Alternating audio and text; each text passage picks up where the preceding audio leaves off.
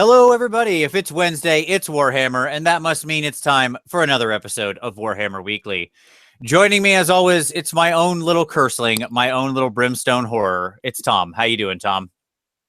I will always be your curseling, Vince. Also joining us this week, it's Mr. Scruby Wells. It's Tyler Emerson. He's reporting live from the frigid fortress of solitude in the up north of the Antarctic or the Arctic Circle. Far, How you doing, sir? Far away from noisy babies and puppy dogs. The frigid wastelands of Southwest Missouri. There you go. It's good to have you on, sir. We're excited to talk about some Tzeentch tonight. That's going to be our main topic. We're going to get into the Disciples of Tzeentch and really give it a good breakdown now that we've had some time to ingest it. But obviously, you know, poor Tzeentch, he heralded change, and sure enough, the story changed right after he came out because boom, Stormcast stuff just right on his heels, knocking him out of the news cycle. Seriously, so yeah, it's just so fast, right? What a cock block. Chaos can't get a leg up, even in what people care about online. Yep. So speaking of the news, Tom, what do you got? Well, the big news this week, obviously, is the forthcoming Stormcast Battle Tome went on pre-order. All the limited editions sold out within like 10 seconds. Did the card sell out? I forget. Like the data cards. Yeah, I have no idea. Oh, the War Scrolls. The War Scroll, like the little cards that got smashed on one of the reviews recently. Yeah, I'll look. I'm not sure.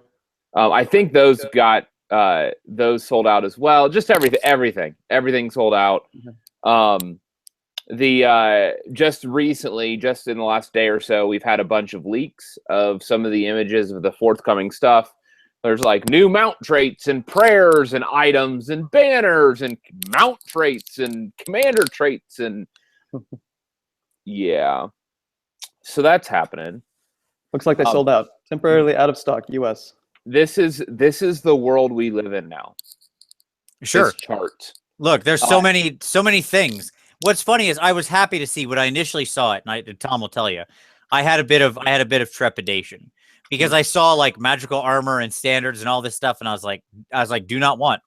I do not want like a million choices on every one of my characters again. Yep. I don't want to go back to that world. I like for this game. I don't like. I like having an item and then one for every battalion I get. Have we heard whether this is different than the? You know, are these all artifacts of power? Like, how are these? Yes, they are. Okay. They are. Yeah, I finally saw the page that said like all these fall under artifacts of power. You get one. If you choose it to give it to a totem, then you can give them a standard. And for every battalion, you can do this. So if they're this, they can get this. It does. At this point, it looked like the steed traits were separate. But I'm not sure. Like, yeah, it seems like the steed traits are like kind of like the commander traits. Like they're an additional thing. Like, commander traits obviously don't play in that space. They play for generals. And this is like, if you have heroes with mounts, they get this stuff too. More stuff. More options is the answer. That's what's happened here. So what do you think, Tom? Do you like the direction?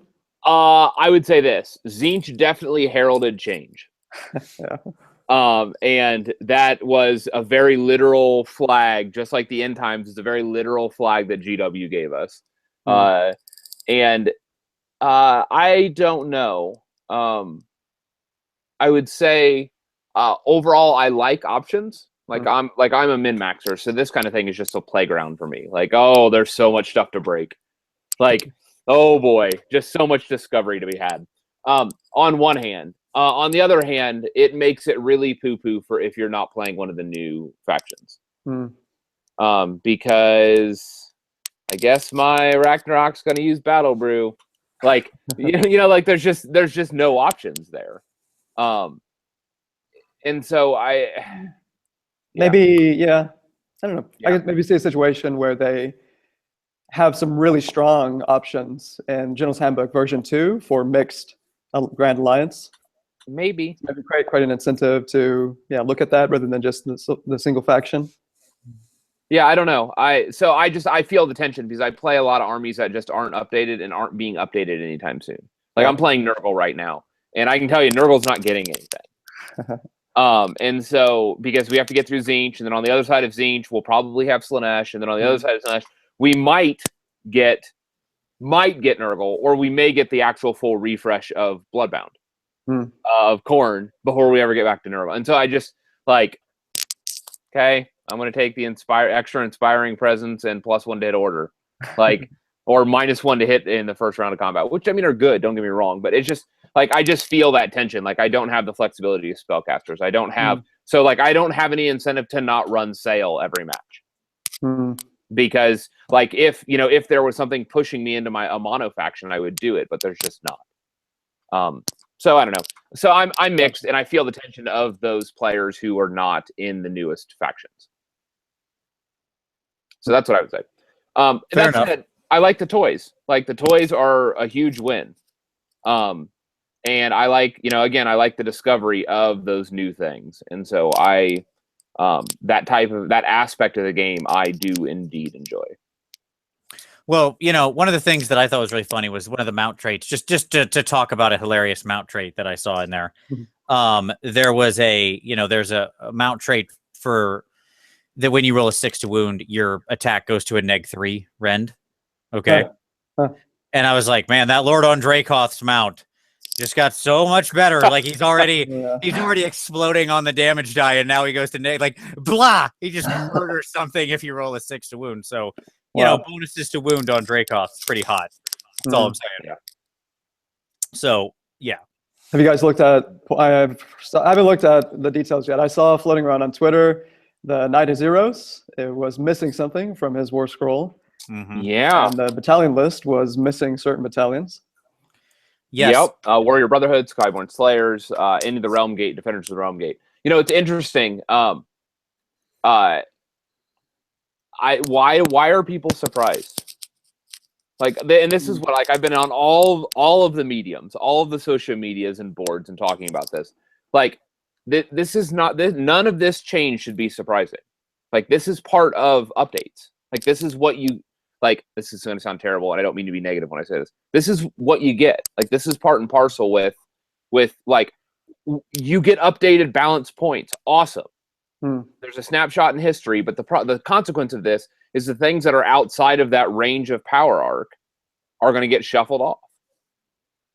And battalions are one of those things that are easy for them to write out points-wise.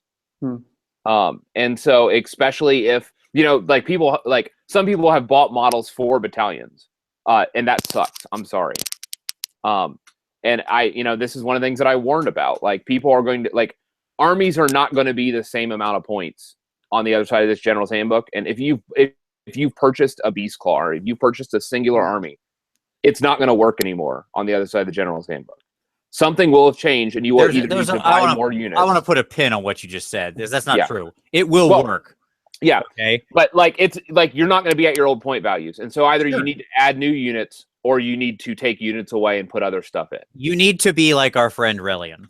Okay. You need to be like Brad. Be like Brad. Brad in the bought a whole army to play Warrior Brotherhood. Built a thing up. Has a hugely converted General Knight of Zeros in the last 2 weeks. Celestin Prime did the whole thing in 2 weeks. That's amazing. They absolutely, like, he hasn't started painting yet, but he put the whole thing together, modeled it all, converted it all, he started painting. He's not finished yet. Yeah. He did all this. This drops.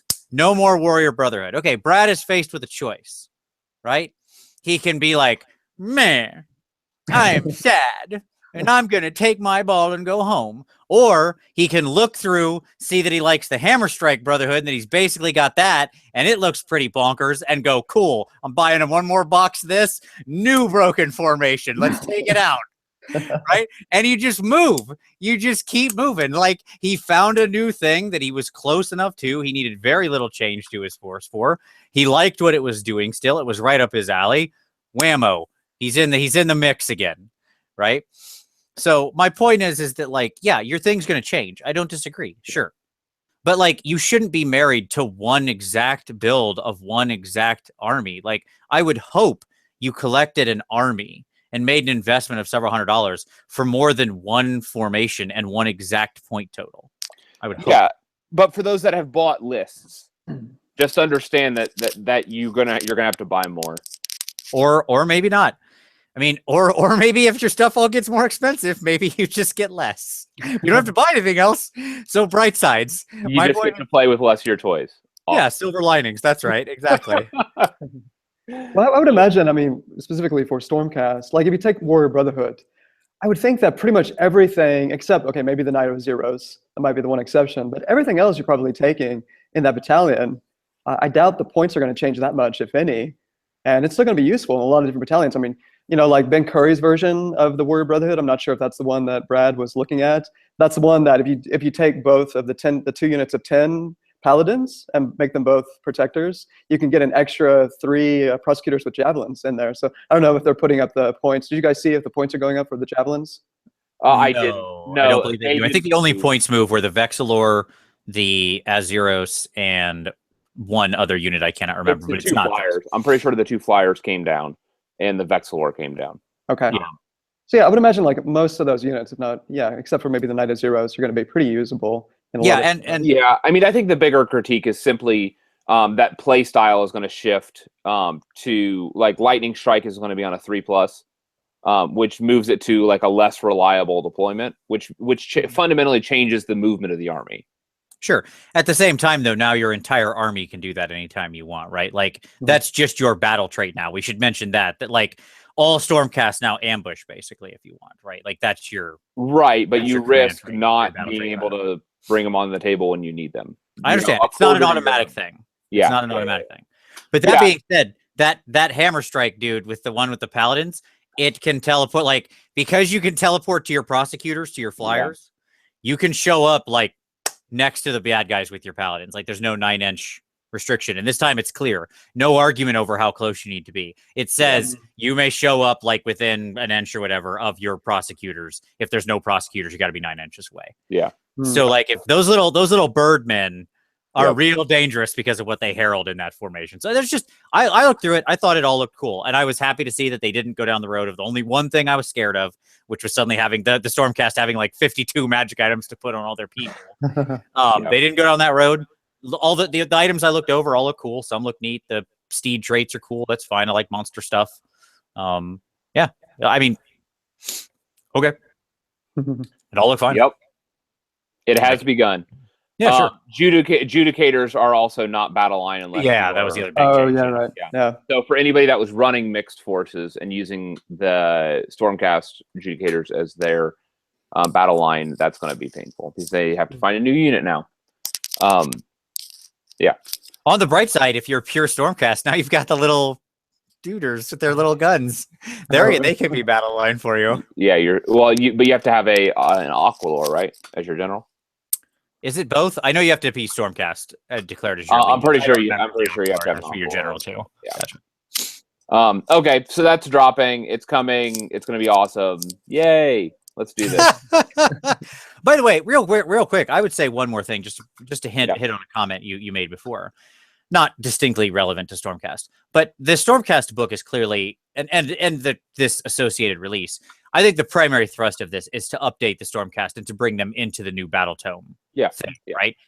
Yep. I wouldn't be surprised if you saw some of the other battle tomes that have already come out in some way or another. Not everyone. I'm not saying like that everything gets a new re-release, but that some of them do get re-released even off cycle, where they just do a 1 week of basically the battle tome and maybe a fig release, maybe not, in a more combined fashion. Like obviously I think we'll see with the dwarves. We talked about that last week, right? We think the Fire Slayers will get rolled into a broader dwarf release. So there's no reason to think that like you've got to wait through, a complete Nurgle thing to get, through all the Chaos Gods to get to Nurgle. I could see them rolling Nurgle and Clan Pestilence and stuff like that into one big sicky Nurgle release. Maybe. I agree. I didn't say it's happening. I said maybe. Yeah, I mean, what I would say is this: my Moon Clan Grots don't have a legal match play battalion. Okay, doesn't exist. Sure. There are the ogre, the one ogre, like the primary ogres don't have a legal battalion anymore. Sure. There's a lot of stuff that do not have legal battalions, and Stormcast are running around with over 25 battalions in their list now. Look, you know what battalions are? You know those are? They're 1 drops. They're what make you competitive in match play. Whatever, man. Those are just empty points that aren't models, yo. That's all that is right there. That's what you got to do, man. You know, you got to play around that. You got to play for the bottom of the initiative. That's what you got to play for. That's how it works. I have some not nice things to say to you, Vince. I'm just saying you need to hashtag play harder, Tom. That's what it sounds like to me. You're just angry because you're like, I want all the advantages. Not, man. Play harder. You know. I just want the same toys. I don't want all the advantages. I want toys too. That's all I'm saying, GW. You got lots of toys. You got all those spiders and stuff. Yeah, no, I don't have a legal battalion for I'm not saying battalions. You don't need battalions. That's what I said. Those are wastes. Those are empty. Those aren't models. You pay points for models, brother. That's what this game's about. You're ridiculous. Those could be extra goblins. What are you gonna do without those extra goblins? Give me Spider Fang. That's what I'm saying. Come on, GW. Let's do this. Grot Handbook coming 2017. Sure. Okay. What else? We had a leak, a hypothetical leak, a possible leak, a doubtful leak for the Warhammer Quest. Somebody suggested, one of the stock people, that the Warhammer Quest Shadows over Hammerhall is going to be a standalone game of 2 to 5 players that introduces a dungeon master potentially, in addition to the 4 players that can play. It's going to have a bunch of miniatures, which if you run down the 31 miniatures that they're claiming it has, it's basically everything on the box art. So nothing that they're suggesting in this leak, the supposed leak, is anything different than what you can discern simply from the box art, which we already have. Some people have said there's 5 Blight Kings. Others have claimed there's 10. And it's going to be £90 on sale February 25th. I'm calling shenanigans. There were a bunch of misspellings in the leak itself. And if you look at the actual mechanic, like if you look at the actual release of the monsters, you had like 10 Karakaklites, 10 Blood Reavers, 5 or possibly 10 Putrid Blight Kings, and a Chaos Sorcerer Lord. Like, I'm just not seeing it. Like, you don't have the sub bosses that are like the Thaumaturge, or you don't have the sub bosses that are like the Skaven assassin. You don't have a lot of the tools and diversity that you have in the first box. So either this is actually not accurate and this is an expansion of the original game that requires the original game, or what it seems like we're looking at is a somebody who was bored and who typed up the list of everything that's on the box art. Isn't this supposed to be out in 3 days, or like pre-order in 3 days? Hypothetically, yes. I feel like we should know more about this. If it's on sale February 25th, it should be on pre-order in 3 days. Mm-hmm. Yeah, it said coming this weekend in the leaks. Yeah. I'm just not... a little hard to believe. We'll know in 3 days. I'm calling shenanigans on this. As soon as I saw it, I called it out and said, I don't think this is legit. I could be wrong. I've been wrong before. I don't think I'm wrong here. So I don't think... I think that... Like, let me be very clear. I think that we could very realistically get a box with no new characters. We could get all old sculpts. That would not surprise me at all. But what we see here does not make a Warhammer Quest game.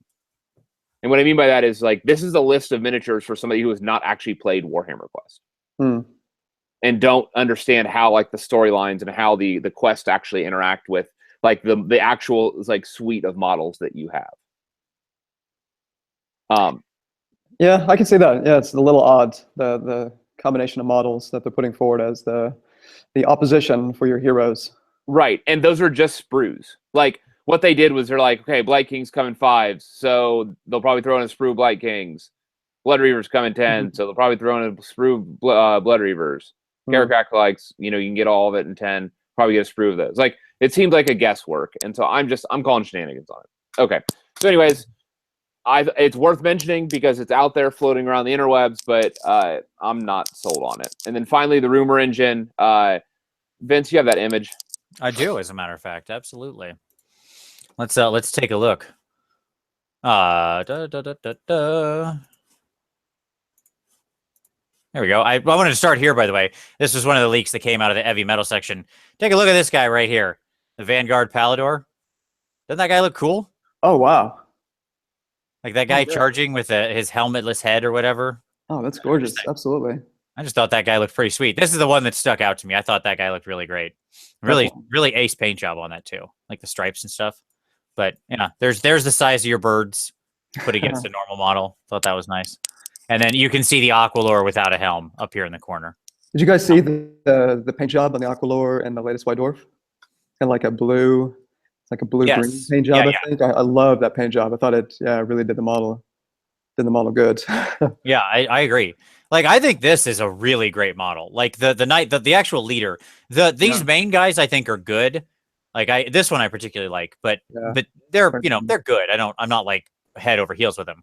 This guy, the actual character, I think is fantastic. Like can I put a pin on something real quick? Yeah, man, hit me. That model is $40. Oh, the Lord Aqualore? Yeah, the same cost as what the single standalone foot characters were when we started this off a year ago. Yeah. That dude is $40. The Zangor Shaman was $35 just a few weeks ago. Yeah. Yeah. That dude is a steal for that model. Like my Harbinger of Decay is $50 for like a little, like just a tiny old mounted character. Not a big old chocobo riding Stormcast. Absolutely. Oh, it's been pointed out to me that chocobos have 2 legs and not 4. I don't care. These are chocobos. There you go. I just want to take a hard stance on that. So, okay. Here's the rumor engine picture. And I've seen lots of guesses on this. Let me tell you what I think it is not. It is not anything to do with death. So put that out of your minds. I saw so many people who just want this to be death. Yeah. It's not death. There's no way. I absolutely believe that's not a death model.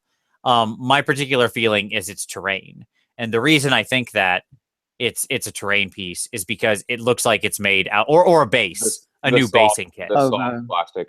Yeah, either terrain or a basing kit. Because it really does look like it's made out of that soft plastic that those are made out of. Agreed. Yeah, absolutely. Which, hey, look, if it's a basing kit with this sweet, like almost sort of Garden of Moor imagery on it, I'm not sad about that. Sweet. More basing kits. I love the GW basing kits. I got no problem with those. Yeah. Cool. No, those are nice. Yeah. I'm down. It's not a bad thing. I want to see more crap like that. Let's do it. They need to just package you guys seen the Sigmarite Lion hero base? That 40 millimeter with the lion on the base? I think that's like just package that. Is it out of the hero set? Is that what it's out of? Hero set. Yeah. Put 4 of those in a clan pack and call it objective markers. I think those would sell like hotcakes. So let me see. You're talking about this base right here? Yep, that one. There you go. Absolutely. Yeah, I know they started using I love these. These are great. Yeah, they started using them as objective markers on Warhammer Live. They painted them red so that they would show up on the camera. Yeah, it might have been actually that particular one that they used. I could totally see some of these as objective markers. Absolutely. Yeah. Anyway. Cool. Cool. I like when I have the visual reference right there and handy for it. Okay. So there you go. Yeah, I'm saying terrain. I mean, or bases. I don't think. There you go. What was the other rumor that it's Fulgrim because like something to do with Fulgrim? Yeah, it's like Fulgrim. I don't know. Somebody was like, it's Fulgrim, and yeah, sure. I mean, yeah. It just the plastics detail seems so soft, and like I've got to believe if they did a Fulgrim model, if they did a second Demon Primarch, it would be so sharp, right? Because like Magnus was just, I mean, he took like what #1 in kits of the year last year. I mean, he was a beautiful, detailed, like hyper sharp sculpt kit. I just don't buy it. That's what I'll say. So you guys buying Steamhead next month? Yeah, absolutely. I mean, I am. Yes, I'm a buyer on that. You are not buying Steamhead. Literally buying. Wait. You ask, literally buying? Hell no. Hell no. No. Buying? No. Buying that it's happening? Yes. What's the latest rumor is late March? Yeah, late March. Okay. And like I'm still like hashtag give us all the dwarves. Like I really hope that it's a dispossessed. Like I hope that it mirrors the current release, which is the a dispossessed Fire Slayer Steamhead release. You'll get like one aligned with each of the dwarven gods. The dispossessed will be kind of like the mortals release in this, like it'll overlap, but it won't be like primary in the book.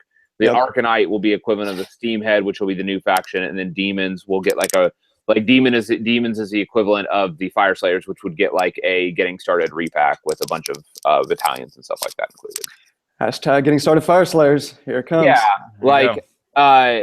I really hope they pull that trigger. And if they do, like this time last year, I was in the process of planning and kit bashing a dwarven airship. So like, it's going to be really hard for me not to just go all in. And then I get to cheat and have all my toys like everybody else has all their toys. And I have new models like everybody else does. And yay. It'll be another thing you won't paint for like the next 5 years. It'll be exciting. Possible. Yep, that's true. That's possible. You should blow everybody's mind. Pivot, buy the whole army, immediately set about painting it, have it done in 3 months. Boom.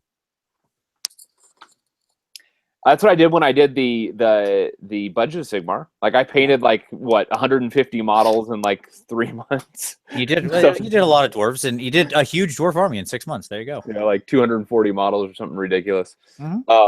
So it could happen. It could happen. You could follow that up by spending an entire week, Tom, of just spreading positivity and joy through every social media outlet possible. Every day, every 2 hours, you've got a positive message from somebody. I want to make sure that all of our community's voice is heard and represented. And there's just so many of you that are just so positive. And I like that. I really do. But there are people that have legitimate concerns, and I want their voice to be heard amongst the community as well. Oh, I'm sure, Tom. It was completely your rants are completely altruistic. Yes, no doubt about that. All right. So, did we have any other news items, or is that all our news? I think that's all the news. Okay. Awesome. So, with that, let's turn to some pick of the week situation. So, what do you got, Tyler? You're the guest. You get to go first. I believe I have a picture for your pick of the week, right? Yeah, I had a couple pick of the week. Before getting the picture, I'll tell you the first pick of the week. So I'm cheating. Forgive me. Fjordhammer, his second episode. Alex Nygaard. You guys know Alex? He's incredible. Guy who created the End Times Battle Tome. He recently launched a podcast, Fjordhammer. Second episode is out. It's awesome. He's got this wide variety of content that he's covering. He breaks it up into mini episodes. So if you don't want to listen to it's like an hour and a half, the entire podcast, you can listen in bite-sized chunks. And just all kinds of subjects. His experience in Norwegian Championship. He's going to South Coast GT. He's a narrative player, so he talks about going, kind of preparing for a competitive event as a narrative player. Aaron Bastian is his guest on the second episode. Aaron's the co-organizer of AOS at Nova Open. Awesome guy. So they talk about his efforts to recruit. Aaron is the one who hosted with his wife. Oh gosh, she's going to kill me. I'm forgetting her name. Lainey, I think it's Lainey. Her and Aaron hosted a little get-together for young kids at their library that Lainey works at. And so, it's just kind of doing demos of Warhammer for young kids, boys and girls. And they even had some press coverage of it. It was pretty cool to see. That happened last month. So, Fjordhammer. Very nice. I dig that. That's a good share. So what do the pictures relate to? Let's jump into that, shall we? Yeah, so let's see. You got picks, all sorts of picks of the week that are literally picks. It's a pick. All right, what are we looking at here? Yes. Do you guys know about Rob Hawkins? I don't know this. I'm sorry. Yeah, Rob. But I like what I'm seeing here. Totally. Rob has this amazing hobby blog. There's the URL, Rob Hawkins hobbyblogspot.com, something like that. I'm not seeing the picture right now. So just Google Rob Hawkins hobby, you'll see it. He's been a hobbyist for a long time. He does scenery on the side. He's got a little Etsy site where he makes scenery. He developed this incredible set of death-oriented terrain for his death army. It's pretty amazing. So he just created a couple of these counters for his pestilence army to help remind him, when he needs to re-roll wound rolls of one or whatnot. Just took some pestilence kits, plastic kits, and I think it was like plastic wheels for the bases through some kits. I thought they were amazing. And it's the scrolls of woe or whatever from the plague monks. Yeah. Yep. Yeah, these are great. I love them. Yes, and I'll link. You're exactly right. It is robhawkinshobby.blogspot.com. People can see it on the screen, but I will also put it in the show notes, so it'll be down there, so you can go check it out. I love it. Awesome. This is an awesome idea. I these are the easiest things to forget, I swear. So, but you Yeah. know, and what character designing them for your army? That's pretty cool. I dig Totally. that. Yeah. All right, so let's talk about the second thing you sent me. Oh yeah, this. So, yeah, for the Sylvaneth army that's bringing to Adepticon this year, reached out to Chessex to put together some custom dice, and yeah, I just took the Alarial Everqueen icon from the Sylvaneth Battle Tome and put that on the 6th, and then reached out to Aaron Bailey, who's a friend in the UK. He's also playing Sylvaneth, and sent it to Aaron, all the details, and he put it together. So those were the dice that arrived today, so I thought I would share that. And through Aaron, who knows like everybody in the scene over there, he sent off the details. So a bunch of people are now rocking these dice. I just wanted to say, if anybody's interested in Sylvaneth player and wants some of these dice, happy to send over the details. Very nice. I think they turned out pretty well. Absolutely, and you wisely put the number, the symbol on the 6. Good choice. Yes, too many GW dice where they put the symbol on the 1. Let's not even get started talking about those Tzeentch dice. The Destiny dice that you cannot. Oh read. boy. Yeah, cool concept. Just a little rough in the execution. I don't know what madman designed those things, but like they are illegible. They are unusable dice. Look cool, neat colors. But if they, yeah, there's just nope. Hard pass on that. Yeah. So there you go. But these are cool. I'll put some details down there. So if other people want some Sylvaneth dice for their nice Sylvaneth army, I dig that. That's super cool. All right. Good stuff. So Tommy, what have you got for a pick of the week, buddy? I'm gonna do some shameless self-promotion. Sure. And mine's from the future. This weekend, as many of you know, Holy Wars is happening here in the US. It's a 30-player narrative event that's going to have some fantastic tables. It's 15 different tables, 15 different scenarios. It's going to be super sexy. Tom, have you grudged anyone yet for Holy Wars? I have not, in fact. Why? No, I'm serious. Why? You get to pick your table and know your round 1 fight. How have you not grudged somebody yet? I would have thought you would have been on this right away. Mitch did. Mitch jumped in and took the Vlad's table. Yeah. I would like to be surprised, I think. You got 4 rounds of surprise, buddy. You need to call someone out. Okay? I know. Somebody who's watching this who's going to Holy Wars. I know Kenny's already got his challenge locked, so he's good to go. Somebody who's watching this who goes to Holy Wars, who hasn't done it yet, needs to grudge Tom. You know you're angry at him. You know something he has said has made you angry.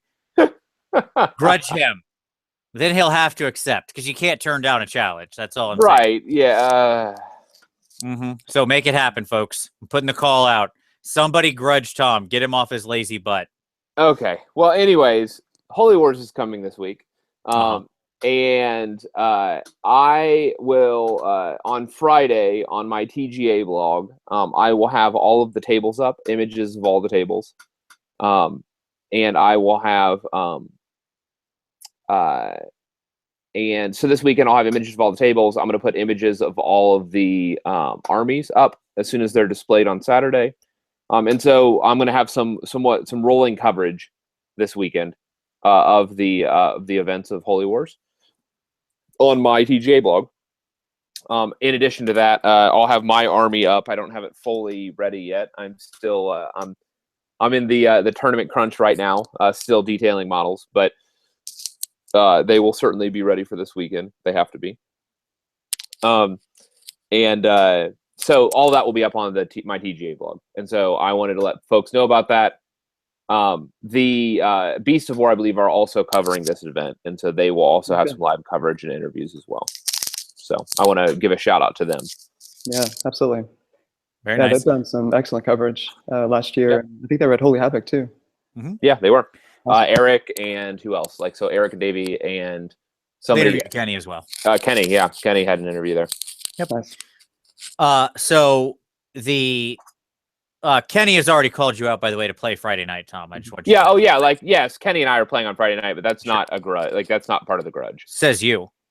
Anytime Kenny plays dwarves, it's always a grudge, my friend. That's fair. Hey, and he's going to be giving the new Fire Slayer points to spin on that Friday night game. So he's going to be test it. I'm going to roll out a really terrible Nurgle army that he can beat up on. Beat up on. Yeah, it'll be fun. Absolutely. So also Steve Herner, who runs Holy Wars, is going to be on the show in 2 weeks. So So when we're gonna do a little post Holy Wars wrap up. So that should be a lot of fun. All right. So my pick of the week is also somewhat from the future, as I'm told it's uploading now. But I want to, and it also somewhat involves me, but also involves something that I think is really important. And by important, I mean like not important in that any of this is important, but whatever. Like, here we go. Combat Phase, which is Kenny's podcast. Episode 183.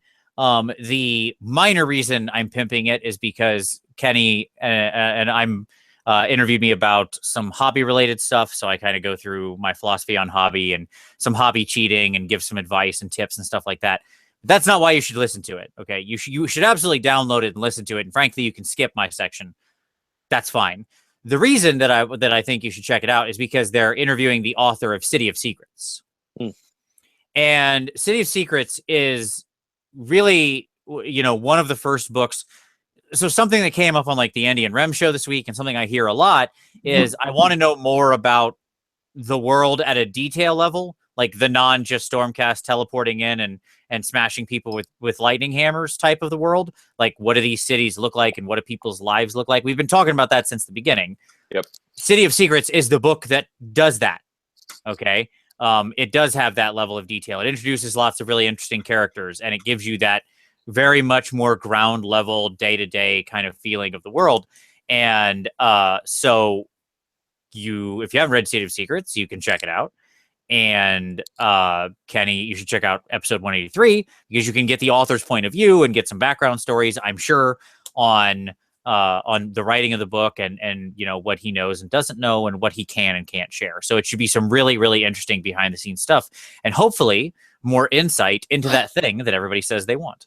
So there you go. I've probably seen about 10 or so tweets or reviews and not a single bad review. Right. Yeah. Everybody has been praising this book. So obviously Combat Phase is awesome. All the author interviews they do, and they usually get just really good commentary and background behind the books and stuff like that. The authors are usually very willing to share their thought process and how they went about writing it and stuff like that. So definitely check it out. Episode 183. I will link it as soon as it's available. I'm not sure it will be available as per when we close this down, but I will link it as soon as it goes up. So there you go. All right. So let's turn to some hobby time. So what are you working on, buddy? What's your hobby time there, Tyler? Yeah, so I remember the first time I was on your guys' show, this topic came up, and I was getting back in the hobby of how you guys defined hobby, because it always seems like my hobby is a little different since I don't paint and so on and so forth. But anyway, we already talked about that. So yeah, my hobby is a little bit maybe different than the usual. What have I been doing? Let's see, I had some games. So played Fire Slayers for the first time the other week. That was fun. Tried them at a 1,500 point. That was actually before the new points came out. So that was an interesting army to try out. Played Death at 1,500 points. Manfred, some Morghast, Ghouls, and Crypt Horrors. Which Manfred? Oh, the expensive one. Gotcha. Boy, the fair one, not fair Captain one. Broke a lot. Got it. Okay. Yeah, man. Yeah, I was taking a look at that war scroll too. Jesus, yeah. he is earning every one of that 160 points and probably another Vampire Lord's worth of points. Good Lord. He is a hot mess of broken at 160. I love him. Yeah, still a pretty nice model too. Sure, great model. Yeah. Oh man, Death was a lot of fun. This first time playing. Well, actually, I played Death one at a time. I played Flesh Eater Courts, but it makes me want to put together. I was thinking about a Death Lord's army, like 2,000 point Death Lord's army with 20 whole models, 12 of which you would summon on the board. So Arcan, Manfred, 6 Morghast Archai, and like 480 points of Spirit Host. which I Nice. that would probably get destroyed at any event, but it seemed like a lot of fun. No, that seems super cool. Yeah. My it's funny because my regular opponent that I always talk about, who plays, the sort of Porcupine Empire list that's cannons all over the place, Yeah. has recently discovered the magic of death and like has fallen in love with like zombie hordes and Nice. having his necromancers walk around and make the zombies pile in twice as an attack and how quick they can grow back and all this. So now he started running these massive zombie armies of like just sprawling masses of zombies that merge together and just sweep across the board like ants. So he too has become enamored of death. Yeah. Oh, Kevin. Yeah. What else have I been up to? Recorded a couple of podcasts, so those should be out in the coming week, both on Las Vegas Open. Had Austin Morgan. You guys, I don't know if you heard, he finished second with Sylvaneth. Awesome guy, really cool. He was rocking on the Larial list. It was pretty interesting. So he did really well. And Scott Reed, who helped out a little bit with the event, he came on and we had a wide-ranging discussion about his experience with LVO. We actually got into a really, I thought, pretty fascinating topic. We were chatting about prospects for growing events in the U.S. and particularly the kind of competitive tournament scene. And we were chatting about the prospect of like a multi-heat Age of Sigmar grand tournament, maybe in 2018. Oh, that'd be sweet. Yeah, Scott's a great dude, and he's been in like the tournament and organization thing for a long time. Yeah. So, and Scott has a channel where he does throw videos, like he does responses to topics of the week a lot and gives a lot of thoughts. People should definitely check out Scott's channel. And I'll link your podcast obviously down below so people can go check it out. But I'll link Scott's channel too because it's worth that way everybody can all see. So that way once they listen to that, they can then go check out Scott what Scott's other thoughts are. Definitely. Yeah, very thoughtful dude. Yeah, really fun to talk to. Yeah, we were just chatting about like the idea, and these may not be original thoughts, we just came up with a conversation, maybe a tier system where you can imagine like a tier 3 is akin to Malifaux's henchmen or privateer press gangers. Obviously, they used to have outriders in the day, but where, tier 3 is one level of investment and engagement that they could do at different local community leaders to help them get their community going. A tier 1 might be like Las Vegas level of investment engagement, but even more than that, going forward. So what does it look like to take what they did with Las Vegas Open this year to the next level? Maybe do that with Adepticon. So yeah, it's kind of we were chatting a little bit about that. I thought it was interesting. Very cool. Awesome. No, I think that all counts as hobby. I think that's fair. It's not as though painting is the only part of this hobby. I think if you're a content producer and you're making your content, that counts as hobbying. That's totally fair. You're all right. My wife assures me it's part of my hobbying. I wish we could get away with that not counting for your wife. I'd get a lot more of your time, but such is life. All right, so Tommy, what about you, buddy? What are you working on? He asked for hopefully the last week where you give the same answer. Yeah, so I have some photos. Let's see if I can pull some of it up. I'm not going to do everything, obviously, just some of the newer stuff. So there's some of my board. Nothing is showing yet. There we go. That's old. That's not how it looks now. You're right. It isn't. Because I don't want to spoil. Like, I'm not going to give away the big reveal. Come on, man. There's like lots of terrain and there's other stuff, and the water has been worked on and a bunch of other stuff. So these are some in progress shots. That's nice, man. Thanks. That's the first time I'm seeing it. Yeah. So and I'm actually I fell in love with this to the degree that I'm actually going to make on the other side of the tournament, I'm probably going to spend the next 4 weeks doing 4 companion pieces to this. To have a 4 foot by 4 foot, it turns this into a really tight Mordheim board. I would just like to agree with John's comments in the comment log that he says it doesn't have enough skulls. I agree with that. Yeah. Well, I assure you, the terrain that goes on it does. Hundreds and hundreds and hundreds. I lost count. There's just too many. And I'll have those photos up this weekend. So. And then is Nurgle fond of skulls? I didn't think Nurgle is Nurgle into the skulls. No, but Chaos is into skulls. Chaos likes skulls. Absolutely. Okay. And so and the Dreadfort is for all of Chaos. Even though it looks like the Bastion Stair, which was exclusive to Khorne. Anyways. So this is my sale that Vince Forsaken War Scroll. Indeed. This cheater. All right. So I want to get the cheater miniature out of the way. Thanks, Vince, for picking this up in Warhammer World. We need a change.org Yeah. petition to No, melt every single Cell of the Faithless to go around and.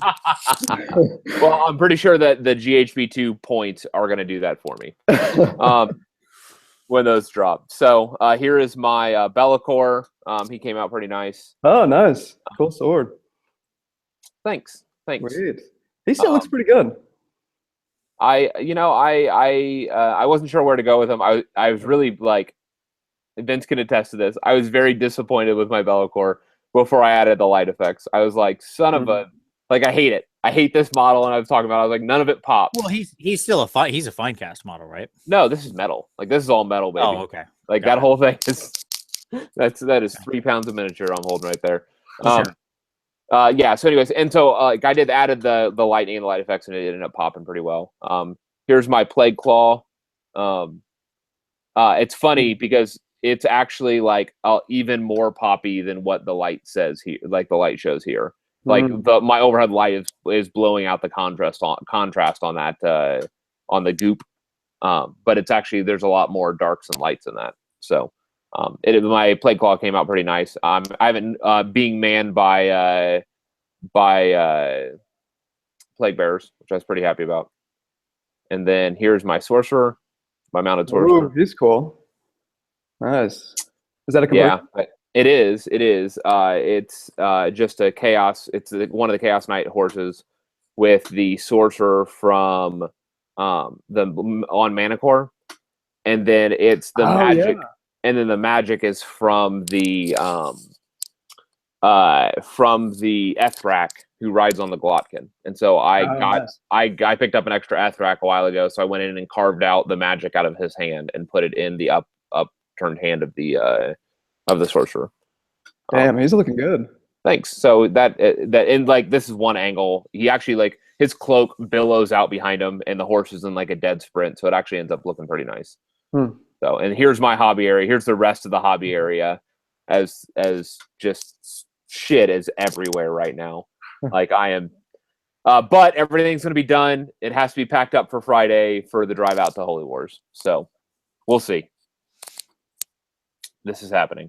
Good luck. Yep. Well, there you go. All right. So I can't wait to see. Well, we're all excited, Tom, for next week when you get back and you're forced to work on something else that's not this Nurgle stuff. So I, for one, can't wait to see what it is. It's for months. It's true. So for myself, I couldn't resist completely the Tzeentch releases. So I've been working on my Zangor. And so I've been working on that unit. They are very pink. I went for Pinky Zangor because I'm going to build the Pyrophane cult. And so they're pinkies. And plus it aligns with the rest of my Tzeentch stuff, which is pink, blue, and purple. So, and I'll have a hobby cheating coming out about quality speed painting a unit. So there you go. That's going to be this week's thing. So I've been recording the process of me painting these things. Should be fun. It's been the most annoying hobby cheating I've ever made, and I'm sure it's going to communicate the least information, so that's great. Real combination of winning there. Were you saying you would like more detail on those models? Yeah, it's not enough. There's not enough detail on them. Yeah, they're really, really flat models, I got to say. No, obviously they're hyper detailed, and that kind of thing really betrays any kind of true speed painting, but I try to give every tip I can for how you can maximize your time to table, as it were. So, and still get a good look, by the way. That's really the goal, is like still getting a quality paint job out of it. So what's the time frame on speed painting a Zangor to a decent quality? Like well, the unit of 20, like how much will the unit of 20 take me if I totaled it all up? So the unit of 20, if we totaled it all up, is probably I'll say probably 20 hours of work-ish. Okay. Which I think is pretty fair for a unit of 20, like, really detailed miniatures, right? Like, and these regular Zangor are just crazy detailed. So I don't think that's too bad. That feels pretty good. It's ironic that I came off of spending 5 times that on one model to do that. Just to spend 20 times that on in a fifth of the time. But hey, whatever. You're Canonus. Yes, Yeah. yeah. The canonist, yeah. But hey, that's such is life. I'm trying as usual. I'll probably like I really want to get to that Lord of Change, but I like to save the big boy for like my reward at the end of finishing an army. So like I've got to hold the Lord of Change out as a carrot to myself. Otherwise, I'll just I'll paint that and then I'll be like, I didn't really need those other 3 enlightened. I'll just let them sit. Well, as I told you, Vince, you should probably just buy Kairos. And so then you do maybe the normal Lord of Change at the outset, and then you do Kairos at the end. So you get both of them. I'm not doing 2 models of that size. They're draining. Like if you want it, like because I want to do them nice, and so I mean those models are so big that like doing a second one is often a frightening prospect. I'm not saying I never would. Like it took me a year and a half to want to do another Archaon. Okay, like yeah, it's once you've exhausted that supply, it takes a while to build back up. That's all I mean. That's all I'm saying. You're out of your damn mind doing multiple Archaons. There's nothing wrong with that. So, but yeah, the idea is how you can spend about 20 hours and get a quality painted unit of 20 dudes done. That's the hope. Nice. So there you go. Great. 20 to 25 hours, depending on how much you want to push things around. All right. So you know what? Speaking of Tzeentch, let's get into this and incredible segues. Let's get into the main topic tonight, which is, of course, we had the Disciples of Tzeentch Chaos Battle Tome drop on us a few weeks ago with all these new exciting Tzeentch models that have led me to this. And so now the question is, what do we think of this? Having had some time to ingest this, we're going to do some winners and some losers out of the Tzeentch Battle Tome. We're going to give our thoughts on it and give kind of a breakdown of it. So let's start out, shall we, with the most important part. Overall, let's just give this high level quick vote. Is this tome a winner or a loser? Are you happy with the tome, or are you unhappy with the tome? We'll just start there, high level. Tyler, what do you think? Unquestionably, absolutely. Yeah, they ratcheted up another level with Sylvaneth, back last July, and this Battle Tome takes it to another level. The diversity, the options, yeah, I think there were a few things that were missed, that were opportunities, which we could get into, that could have even expanded the options, further. But yeah, on the whole, I think it's pretty incredible across the board. Casual, narrative, or competitive, whatever kind of gamer you are, you're going to find something in here that you like. Yep. All right, Tom, what's your vote? I mean, I think it's a win. I think it's a hit. I mean, so here's the deal. I had no intention of even considering Tzeentch, and I talked myself down from a 2,000 point force. So I mean, like, it happened. I'm not gonna lie about what happened. I picked up the book just so that I could know what to expect to see in the competitive scene. Looked at it, crunched some numbers, built a bunch of lists, and I was like, okay, got my 2,000 point list. And then I'm like, whoa, wait a minute, what am I doing? And so anytime any concept grabs me like that, I have to say it's a win. All right, fair enough.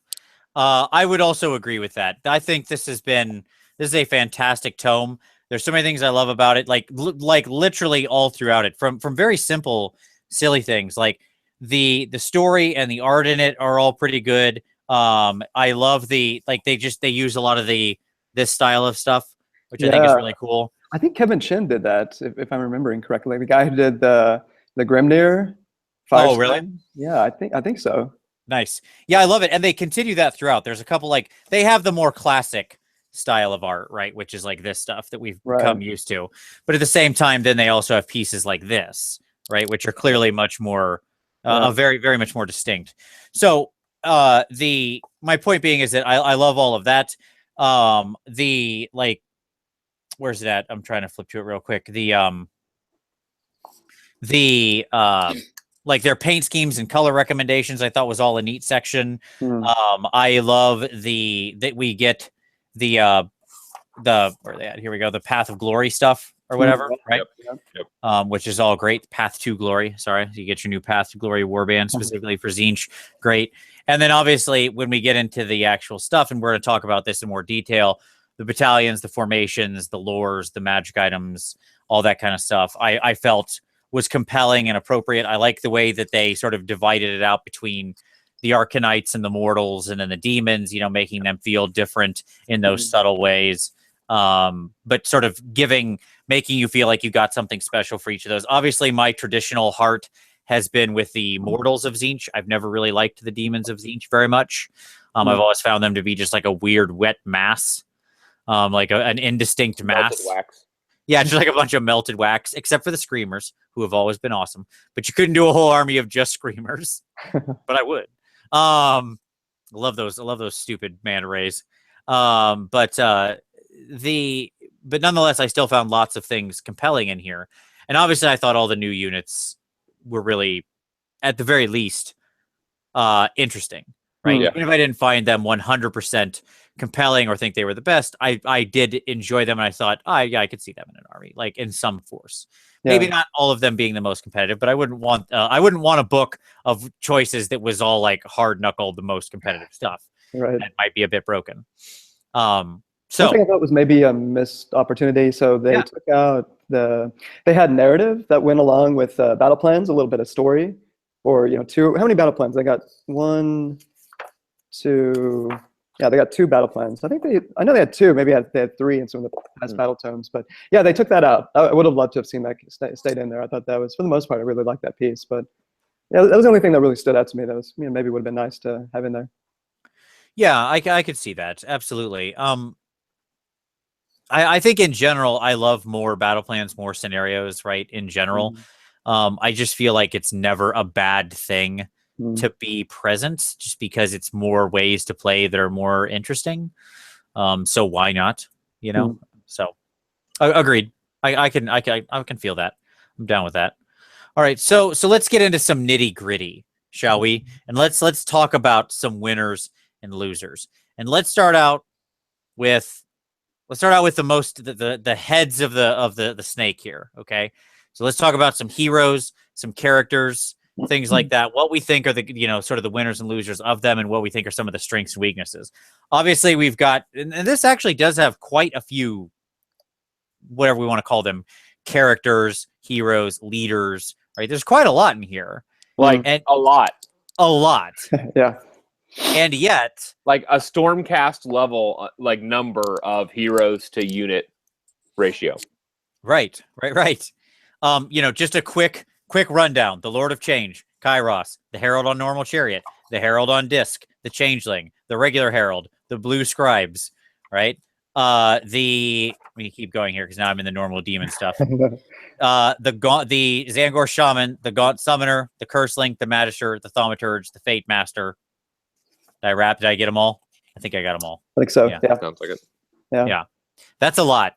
That's a lot of different hero level dudes floating around. So Tyler, let's go to you first, buddy. What do you like out of this group? What was your picks, the things you liked, and what did you feel was maybe a miss in some of these segments? Yeah, absolutely. So the first ones that stood out were Zangor Shaman and the Gaunt Summoner. Pretty surprised the Gaunt Summoner is rocking in at 100 points. What you can do with this guy? Isn't He's like, hey, Manfred, watch this. Right. Yeah, man, this guy is tempting. But the part of the problem with this army is I was finding it surprisingly, like I said, I didn't have a ton of time to start building lists. So it'd be fun to do it even more in depth after, we in the community have had a chance to really get our heads and our minds wrapped around this book. But just starting to play around with lists, like it's difficult to get all of these, or, even a portion of some of these options into the list. Internal Flame. So let's see, on a casting value of 8, pick a visible enemy unit and roll 1 dice for each model in the target unit within 18 inches of the caster. Suffers 1 mortal wound for each roll of 4 more. So this is a massive potential, wipe out 40 storm vermin, wipe out half of them. Or no, you are misunderstanding that. Like, I hear storm vermin. Sure, storm vermin, but like a 60 block. Yeah. Okay? Because what's going to happen is that if they don't have battle shock immunity, they're going to take 30 losses from the spell, and they're going to take 20 more losses from battle shock. Right. Yeah. If you're if you're playing, especially if you're playing a horde army, with multiple large units. Every time you cast this, you are going to blow up a block of 60 night goblins. Yeah. Now, there is one interesting limitation here that I want to be very clear on in the nature of the spell. Yeah. And that is that the model you're rolling for has to be within 18 inches of you. Now, that's a big bubble. Yeah. It's not just the Each unit. model. Has to be. Yeah. That's So, true. like, if you're hitting that big 60 block and 20 of them are outside of your range, you're only rolling for the 40 that are in your sphere. Sure. Right. That being said, okay. Okay, Vince. Yeah, right. I'm not. Hey. I'm just putting a pin on that because it's a relevant detail. This is a wonderful horde killing tool. Like, I love that spell. Do we know if the Balewind doubles that range That of range? 18 to 36? I don't have the Balewind rules in front of me, but I'll look. Almost positive. Probably. The Bellwind does, doubles the range. Like, but I don't know if that's the range on selecting a target or if that's the range of the effect, which would be, and so potentially a Balewind could double that, and just make it just gross. Oh, I see what you're saying. Yeah. Yeah, so that like you would always be within range within 36 inches of most units you're going to target with that. Oh, sure, absolutely. It's a great tool in this toolbox because other than like if you're in a mono sort of Tzeentch force, there's lots of ways you could end up not having great tools to deal with big hordes of stuff. Yep. Yeah. And so that is a good tool in the toolbox that actually works well with what they need. Because you wipe half the unit. Right. Yeah, there were not. Well, at least first impressions, I wasn't finding a lot of obvious options for dealing with horde units. I mean, you've got 30 Zangors you can rock and get them up to 5 attacks each or something like that. Obviously massive combat punch. That can do it. But yeah, sure you can spam mortal wounds and you could do quite a bit there. But there weren't a lot of sort of very focused, efficient options like the Gaunt Summoner that I was finding. Yeah, the other one was, I'm probably mentioning a couple of the obvious ones. You guys can get on some of the more nuanced ones. The Zangor Shamans, it is very tempting to just focus on putting together a list with 3 Zangor Shamans, just because of all of the +1 to hit bubbles that you could create, especially, of course, for Skyfires. Get them up doing 5+ mortal wounds. Is it to hit or to? I think it's to. Is it to hit or wounds on the Skyfires? I think it's 2 wounds. But anyway, yeah, Zangor Shamans, very useful, really valuable. They've got Boon and Mutation. Successfully cast, pick a visible enemy unit within 18 inches, cast on a 7. The unit you pick suffers D3 mortal wounds. For each model slain, set up a new Zangor model. So if there's a friendly Zangor unit within 6 inches of the unit you picked, you add the mutation Zangors to that unit. So that can be useful. Well, and real quick, the other thing on the Zangor Shaman, right, is that he is, like, we're going to talk about formations later and battalions, but like that's going to tie in well with the Arcanite Cabal, right? Yeah. Which is so you need to run him with the Arcanite Cabal. Yeah, because they are only 1 spell models. Right. Yeah. Except, they have the Sorceress Elixir once per battle, start of your hero phase. You choose the Zangor Shaman to drain the vial, and that allows them to cast a second spell that turn. So once per game, the ability to cast a second spell, which is really good. You rock up 2 or 3 of those. Sure. That can be quite effective. But yeah, Arcanite Cabal takes it to a new level. Yeah, a round of 6 spells ain't too shabby. We'll get into the battalions. I mean, I think there are some challenges, particularly in the nature of match play version, Journal's Handbook version 1 meta as it stands right now, of keeping that Arcanite Cabal up with what you need. but anyway. That's fair. That's a fair point. And that's a relevant thing about the Gaunt Summoner and the Zangors, that neither of these guys are tough. Right. Toughness is not a thing we're talking about here. I actually get why the Gaunt Summoner is 100 points. I think that's actually pretty fair. I mean, the dude's wearing a t-shirt and has 5 wounds. These guys, and he's not mobile. Like the regular Gaunt Summoner, he's walking around on his little foot move of 5 inches. At least the Shaman has the benefit of being on a disc and so can zip around 16. But I can introduce you to a whole host of 100 to 120 point wizards that have nowhere near the strength of utility and resources that Gaunt Summoner does. That's fair. I'm just saying I don't think he's outside the box for that. I mean, I really don't. Sure. I think he's pretty fair at his 100 points. Like that guy is pretty easy to take off if he gets accidentally in range of some kind of shooting. Sure. Like any kind of shooting. Like people who are accidentally throwing stones in the air are probably going to accidentally kill him. On that point, I mean, that's another aspect I think in his favor. True line of sight You're going to be running probably a big unit of Zangors that you could potentially do a decent job of screening him. I mean, maybe you're dealing with Kurnoth hunters, and from true line of sight standpoint, they could see over the top a little bit, but he might be a little easier to hide on average than your Zangor shaman on his big old disc. Sure, yeah, that is true. He's not very tall, like comparatively to all these disc characters floating around head and shoulders above the rest of the army. Yeah, that's a good point. All right, good stuff. Tom, what about you? Any picks stand out as winners or losers for you in the heroes section? It's so funny. Like, I almost couldn't build a list without the generic Lord of Change. Okay. So obviously the Lord of Change got refreshed, right? So for those who don't remember, the old Lord, he was, the same as all the non-Bloodthirster demons. He was, sort of 10 wounds and did what he did. But now we got a new Lord of Change to go along with the new model. Yeah, and so he's packing a pretty he has a nice stat line for 300 points. Like, I'll start there. He has like the 4-up, the 14 wounds, a nice standard monster save, the fly movement, 10-inch move. He has ranged, he has like his options for melee. And he's gonna very rare -2 rend on the Baleful Sword. You don't see that often. -2 rend and 3 damage. So 4-up, 2-up, 3 damage, which makes him like a potentially potent melee force combined with his other stuff. Like, again, the ability to increase rend by 1 from his weapon to go to -3 rend, 3 damage, and the ability that exists, right? I'm not making that up. Yeah, pretty sure. Yes. Yeah, I was going to go. Yeah, and then he also has the ability to be a -1 to hit in melee from another trait. So just the combination of those two just play really well together in melee. And this is the guy that you need to dominate the magic phase. Yes, that I think is the actual value. I think this guy's a wet sack of noodles in melee. I'm not scared of that sword at all. I'm not scared of anything this guy does in melee. He can take his melee attacks and shove it. Tzeentch isn't happy with you right now, Vince. I don't care. I'm sorry. Like, that sword isn't scary, and his stupid staff isn't scary either. His wound number is on the chart that goes down, and it goes down fast. This guy is going to swing like just a pillow. He's just, go away. But who cares? That's not what he's about. Like, yes.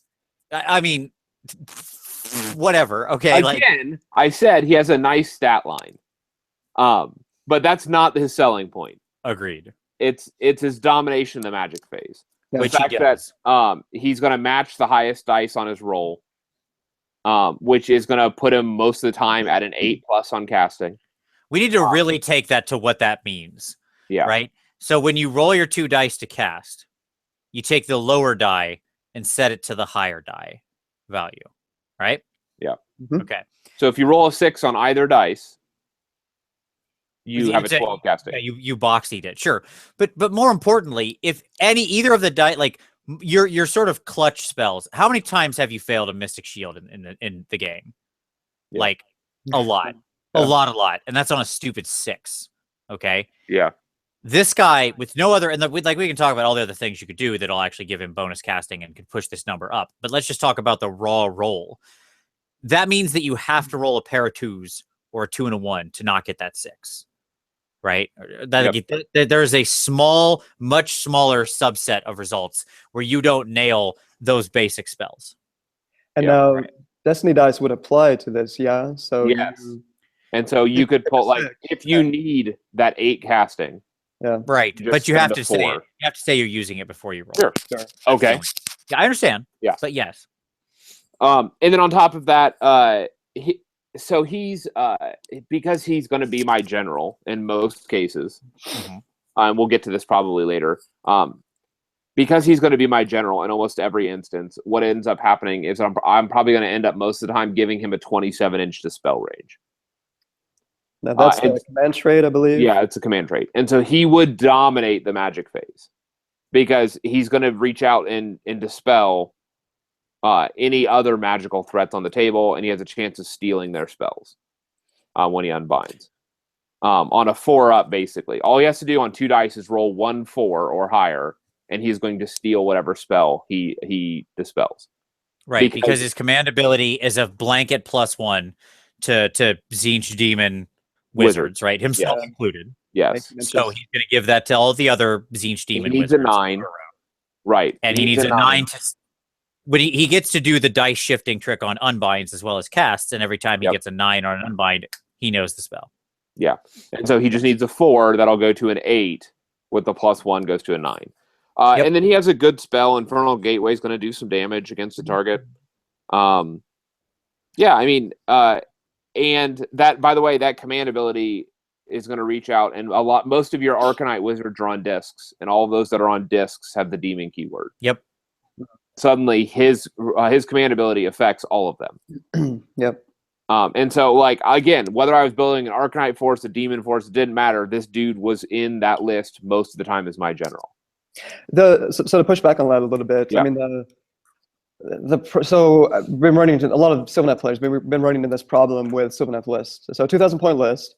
The standard Sylvaneth build tends to, like a lot of us in the community have come up with this list or variations of the list. Essentially, Spirit of Durthu, Tree Lord Ancient, Branch Witch, unit of Dryads, 2 units of Tree Revenants, or 2 units of Dryads, 1 unit of Tree Revenants, and then 12 Kurnoth Hunters, usually like a unit of 6 sides, units of 3 bows, and Gnarl Root, and Household, and Free Spirits. Okay, so the thing that I think a lot of us are realizing is that Spirit of Durthu at 400 points he seems to be the inefficiency in that list, one of the inefficiencies, as opposed to getting 6 Kurnoth Hunters or whatever, some combination of 6 more Kurnoth Hunters for 360, and then you got 40 and change, or 80 because you don't need Free Spirits. So point being, Durthu often misses. He's a little high risk, high reward, unless you're running a Lore Master. He's only 12 wounds. There are things you can do to help that, but for the most part, a lot of wounds. You're getting a lot more wounds. 6 Kurnoth Hunters, that's 30 wounds, and you're getting reroll saves. So when I look at the Lord of Change, it seems very similar to me. Well, that's 14 wounds, no mortal wound save. I don't think he has any way to benefit from Treacherous Bond is Lore of Fate, so he cannot get that. No way to get a mortal wound save for him. Maybe he can get that 6 sub. So yeah, I would just worry about him going down quickly and just not having a good enough distribution of wounds. That's my concern in a competitive list. Maybe. I mean, so the deal is that Tzeentch can also bubble wrap like no one's business. Because you have 40 point 10 model Burning Horrors. Yep. And so almost all the lists I came up with ended up having like 40 to 60 model bubble wraps of a lot of your key stuff. And that were interwoven that you would deploy, where like things you're gonna like retreat some things away, and then you're gonna move in like pink hordes that are then gonna refill your blues that have taken damage. And so then you can actually end up generating large like bodies of models to do the overlapping. The other thing is that this guy's only 300 points. He's not a 400 point Spirit of Durthu. Okay, and so like he's very very efficiently point costed. Like I think he's even better than a Tree Lord Ancient. Tree Lord Ancient is pretty efficiently point costed. I think at 300. Right. You would be surprised the number of lists that I came up with both him and Kairos in that list. Suddenly, when you have 2 of these, the game changes. Because like Kairos gets all the spells of all the people, and so Kairos can get that the hit point buffer bubble because he can lifelink to another unit. Because Kairos is going to steal all the spells. So any of your mortal, any of your Arcanite casters that have that spell, Kairos is going to get. And so now you just have to play smart by positioning with multiple of these, and then you have this double threat from these two big monsters. At 660 points, you're still clocking in with both Kairos and another Lord of Change at under Archeon. And my argument on the mortal wounds thing would be if you can bubble wrap him effectively, which you can and cheaply, right? And he has a dispel range that's 50% longer than most enemies' cast range, right? Because he's you're right. And shooting would apply to that too. Yeah, I'm thinking about the snowball and things like that. Yeah. So realistically, he it's going to be hard to get at him with melee mortal wounds. Like it's going to be hard to rock up and Star Soul Mace him, right? Because there's just too much dumb demon meat to punch through. Okay. And it's going to be hard to cast at him because he's really going to outcast most enemy wizards, like not only just on range, but just on number, right? I mean, between his bonuses and his weird dice setting thing, he is going to steadily end up rolling better than you most of the time. And the fact that the players got fate dice, so if they really needed to dispel it, they probably just will, right? So all that, like, that leaves shooting at him with like mortal wound shooting or just popping lots of, high rend shots into him. So I'm not saying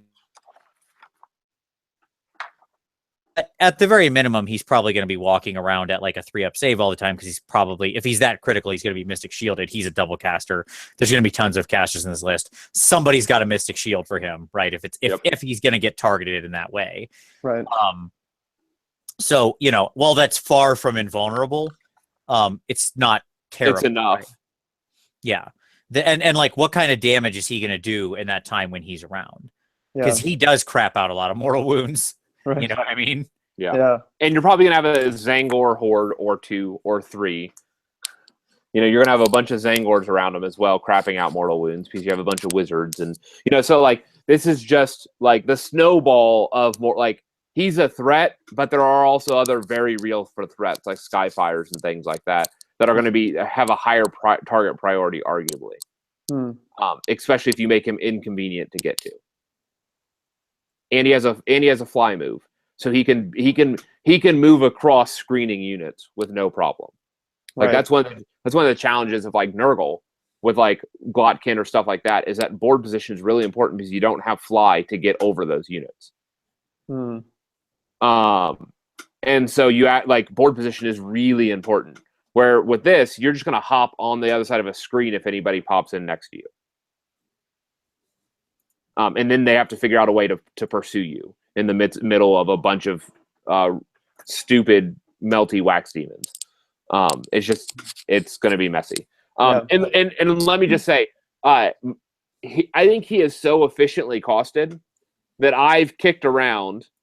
Vince thinks I hate my wallet. I've kicked around looking at the Omniscient Oracle battalion. Yeah, save that for the battalion talk. But yes, that's the Kairos and 3 Lords of Change, right? Yeah, okay. I've looked at that list. I've heavily considered it as a potential, because I think that these guys are aggressively pointed and would earn back their points certainly if surrounded by tons and tons and tons of demon chafe. So anyway, interesting. Yeah, that's really good. Yeah, I hadn't thought a lot about. That's good points on the ability to keep him safe from melee, and that's good points. Again, he's not invulnerable, but I think that you can make enough other things high enough target priority that you could keep him safe or reasonably safe. Okay. All right. Do you guys want to do any losers on hero? Well, then you need to go. Sure. No, that's fine. Like my only my 2 picks that are interesting are, I think the blue scribes remain ever solid for their frantic scribbling ability and its synergy with what was just described as far as the magic stealing and knowing everything, which is basically, just to sum it up for everybody, every time a wizard within 18 inches of the scribes casts a spell, whether or not it's unbound, so like they just attempt the cast, right? The scribes roll a die, and on a 4 or more, they learn that spell and can attempt to cast it from then on. Now, once they know it, suddenly a bunch of other people could know it as well, right? Like suddenly this, like learning spells in this Tzeentch army, it's like a virus. It just vectors off and starts spreading, right? So I think that's a potent ability. And I think the Changeling is also very much worth mentioning because of his he's such a weird model in what he can do, in his ability to set up within the enemy deployment zone and basically count as, pseudo part of their army. And the only way he gets revealed is if he like attacks, casts, or unbinds, or if an enemy hero ends within 3 inches of him. So like they've got to dedicate some kind of resources to revealing him. And it's interesting for you to have a character start in their part of the board. Yeah. And there's some battalions that you could really exploit this and do some neat alpha strikes with him. Yes, absolutely. So like I just find him to be, he's 140 points, which is a lot for somebody who's not that tough, to be fair. Yeah. But I love weird utility. Like, that what trips my trigger is when somebody has an ability that no one else has, right? A truly unique ability, because it's unexpected and people don't know how to react to it, right? Like the ability to give +1 armor save, it doesn't matter. Like, yeah, it's a good ability, or it's a good ability or whatever. You get +1 to a save. But like there's tons of ways to do that in the game. So if it happens because of your thing that you do, your opponent isn't like, oh, I don't know how to react to this. You like, I've seen that in 100 variations. Yep. But setting up a dude in their zone can suddenly make them make bad decisions. And I like that. I like things that keep people off their game. Because they just don't know how to respond to it. Right. Wait, what is he? What can he do? So how do I reveal him? Right? Just like weird questions start getting asked, and people. And now you're forcing them to begin to figure out to deal with a new situation they've never dealt with. Yeah. Right. So that's why I like the changeling. And if he's not revealed, his like half move on a unit thing is just wonderfully sexy. Yeah. Like kneecapping models, hamstringing, I suppose would be the better way to say it.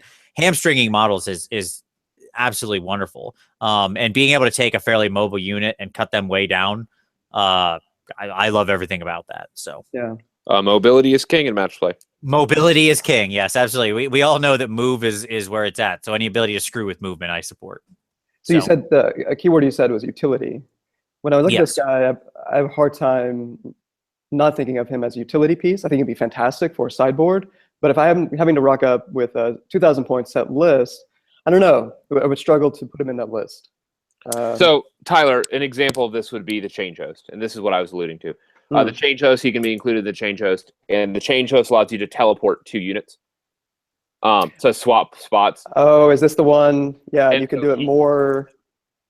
Sorry, so you could, for example, start him in the enemy deployment and then swap out like the chariot, the Herald on Burning Chariot. The Herald on Burning Chariot has a bomb spell, like a 9-inch, all enemy units within 9 inches. So he starts the enemy. You swap him with the Burning Chariot at the top of your hero phase. You pop off this big AoE spell that's going to target most of their force, do a D3 wounds to a whole bunch of them, and then you're going to swap out that chariot with another unit because you have at least 9 units from the change host. Probably swap back, by the way, that changeling because he has not been revealed yet, and he's back immune again. And you can pull that trick every single turn. Okay, that's interesting. Yeah. So that would be one example. Or here's another idea: you just drop a 40 block of horrors in the middle of their lines, and actually you set up, by the way, like in melee. So you suddenly lock down 6 or 8 units with a block of 40 horrors. And now they have to either retreat or engage in a pointless combat, and they haven't even gotten to move yet. Yeah. So, I mean, there are a number of different utilities that a number of different tricks that he brings to the table that will change gameplay when they show up. Right. Interesting. Yep. Cool. All right, so let's move on. There's a lot of. I knew we were going to spend a lot of time on heroes because, as we said, there are so many. Yeah. So let's talk about the actual units. Let's talk about our various and sundry, the rest of the units. Okay. So Tyler, what stands out to you here? And you can feel free to say Skyfires if you want to pick them. But that was one of us is going to pick them, so we might as well talk about them. But But there's lots of interesting, obviously, between both the new units and the existing stuff. There's lots of interesting choices here. Yeah, absolutely.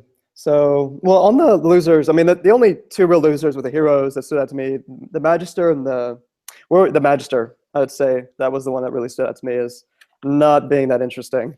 But anyway, we don't have to go into that. Oh, no, that's fine. Yeah, one quick loser I wanted to mention is I hate that with the Curseling, who was Village. I mentioned this before the show. He was Village, now he's the Curseling. Doesn't that guy feel like he should have a command ability because he's like half warrior general, half weird creature? That'd be nice. I just feel like that guy's missing an ability. So whatever. That's he lets me down because he's not as interesting as he should be. But it's got a pretty cool war scroll. But yeah, that would certainly be a cool element to add to him. I don't even need it to be amazing. I just small. To me, my problem with him was that he's filling a spot in the army that you don't need. He's a counterspeller, and if you're running a Lord of Change, or many other things. Yeah, you've got that. Yeah, like the Lord of Change is doing his job better. Right. Yep. So, all right. So, anyways, on to. Yeah, I mean, everybody's talked about the Skyfires and the Zangors. I mean, it's like we've got all of these heroes, and we actually don't have. Well, so the issue that I'm finding with this book is it seems like a number of the older demon models, the burning chariots, the exalted flamer on burning chariot, the flamers, I don't know, man. They still seem overcosted. It doesn't seem like their points have gone down that much. I mean, I was looking at flamers, and what are they? I think they're still 200 for 3. They are, yeah. They're still 3 for 200. Yep. Maybe I miss. Like I said, I haven't looked at potential combos in detail. Maybe I'm missing some things. What you can do from synergy. No, they're bad. But oh my god, yeah. No, they're bad. No, like you're not wrong. Yeah. They're not. They don't compete with the new stuff. Yeah. So I was a little disappointed because that just has consequences throughout the book, you know, on some of the battalions, like a war post or something like that battalion, which is part of one of the meg battalions. Anyway, we'll talk about that. But yeah, it just has a number of consequences throughout the book that it really lessens the options. I would love to take more of these demons, be interested in taking them. But man, I want to love the Zangors, the Enlightened Zangors. I really, really want to. Like, I'm interested in playing this army at like trying to play it at a 7 or 8 and seeing what that's like. And I could maybe imagine a unit of 6 Zangor Enlightened with a shaman running around with them. Like that might be a nice, highly mobile, decent combat punch unit. And if you could get off like, what is it, Aura of Mutability that allows you to reroll wound rolls of 1, I believe. It's part of the Lore of Fate, or I'm forgetting which Fate, Lore of Change or Lore of Fate. But yeah, I think you could get some decent combos on those Enlightens, and if you run them in a unit of 6, they might pack a little bit more punch. Oh, and then of course there is Folded Reality or something like that, which allows you to bring new units, restore models in a unit. You don't want to roll a 1. If you roll a 1, it wipes out the entire unit. But a 2 or more, so if you roll a 4, it brings four models back. So yeah, that could be. I mean, you could do some interesting things like that. That gambling is speaking Vince's love language. Oh, absolutely. Yeah, that's like Tzeentch. Stop trying to weasel in on my Skaven dice rolling here, buddy. Right.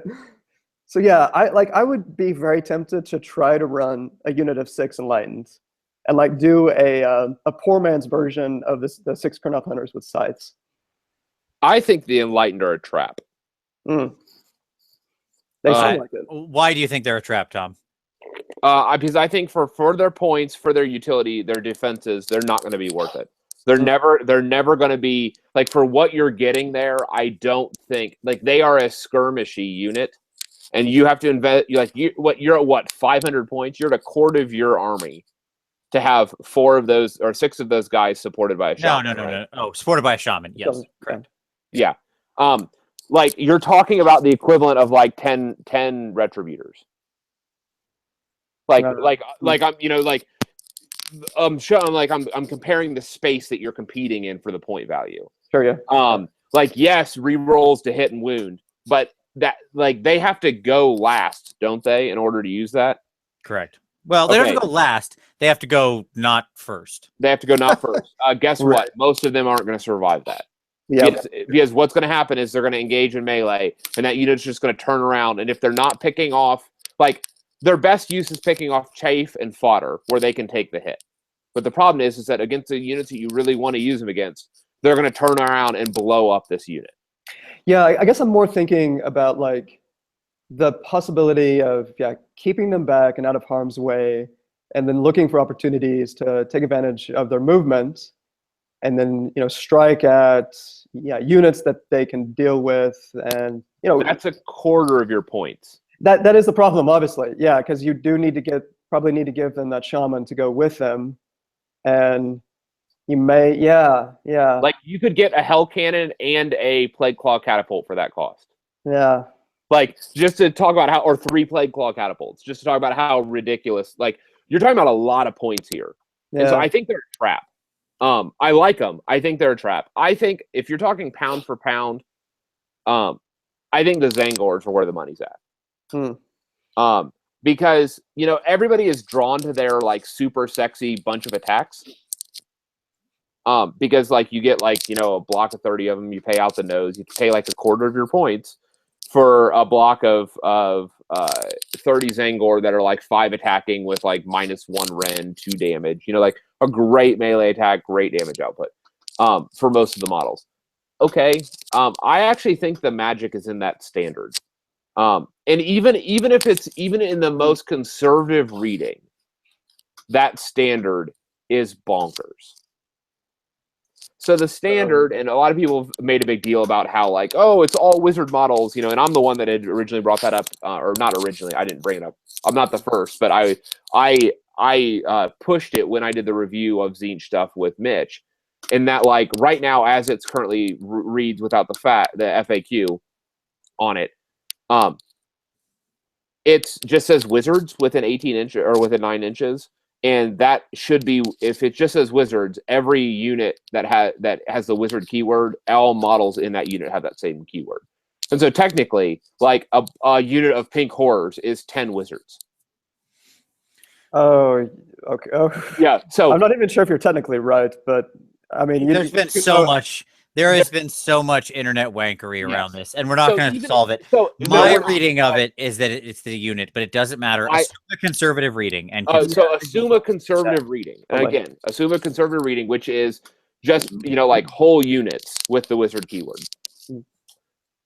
It's not out of the realm of possibility to run between 9 and 12 wizards. More likely 9 would be the normal amount that you're going to push it, and that would be with your 6 heroes, because you're going to get some cheap heroes, you're going to get your Lord of Change, you're going to get that kind of stuff.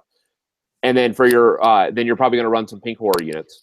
And each unit of pink horrors, the whole unit is going to count as a wizard. So again, between 8 and 9 wizard units wouldn't be difficult, and you could easily run 2 to 3 of these Zangor units. And so you could throw around 36 dice, and half of those are going to do mortal wounds within 18 inches. Oh, okay. Now that's interesting. Yeah, and it's not counterable. So it's a Star Soul Mace in 18 inches that you can't counter, you can't respond to at all. Yeah, I haven't heard much discussion about this. So you're saying, like, imagine running 3 units of 10 Zangors. Yeah. With a shitload. Yeah, and you're going to milk. And you can't, taking out any one piece isn't going to do it, because you have to delete an entire unit of Zangor to get rid of one of the triggers, because it's the standard bearer that's doing this. Right. And you can take out a wizard, but that's only going to reduce a dice on each unit. And so there's no easy way to actually disassemble this mortal wounds machine. Yeah. And so I think the magic is actually in the Zangor. Don't get me wrong. I love the 30 block unit, big, hitty, punchy.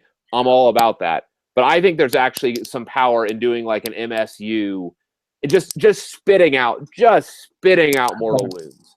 Well, I mean, what do you guys, in terms of where things stand in the game? I mean, do you think there's a fair amount of risk in trying to run that 30 size unit? You know, from chaffing and tanking and just all the different ways that you can hold up units, and you can force units to split units. Small MSU on one side, MSU on the other side, and just cause a nightmare for big units like that. Yeah, absolutely. Because yes, they're a hyper killy unit, but if you can just distract them, hold them up, do whatever with them, then they can't bring their point. And then they do get expensive when they're a big unit and properly supported. And the fact is, you can neutralize them by just like, there are things that could get on them that can just survive or at least last a couple combat rounds. And there's only so many rounds to swing. Yep. Right. Yep. And so, they have to make those points back, or they're just, you've got a super killer unit that didn't do anything. It's not like these guys are super mobile for any reason. Right. I mean, how would you guys imagine playing a unit of 30 Zangors? Like, I was watching on the live stream of Las Vegas Open, and Bill Souza, who did really well, he's a friend of Chuck Moore's on Twitter. Bill did really well with Flesh Eater Courts, and he was running a big unit of ghouls. I can't remember. It was definitely 30 or more, and he just spread them out in a long line. And so it was like he had waves, kind of like Russ Velas talked about waves in the game, with his Khorne Bloodbound. So that was the first wave, spread across the table. And of course, he can replenish that big unit with Cryptcast Courtiers. I mean, would you imagine you would usually run a Zangor unit kind of like that, and you would try to replenish it, you kind of focus a lot of your list around that unit of 30, or? I mean, you would have to. Like, if you've invested a quarter of your army in that, you might spread it out. Maybe, I mean, your shamans a shaman could definitely restock it by doing that, because you're always going to be able to find, a way to make that work. I don't know. Like, I struggled a little bit more doing a 30 block.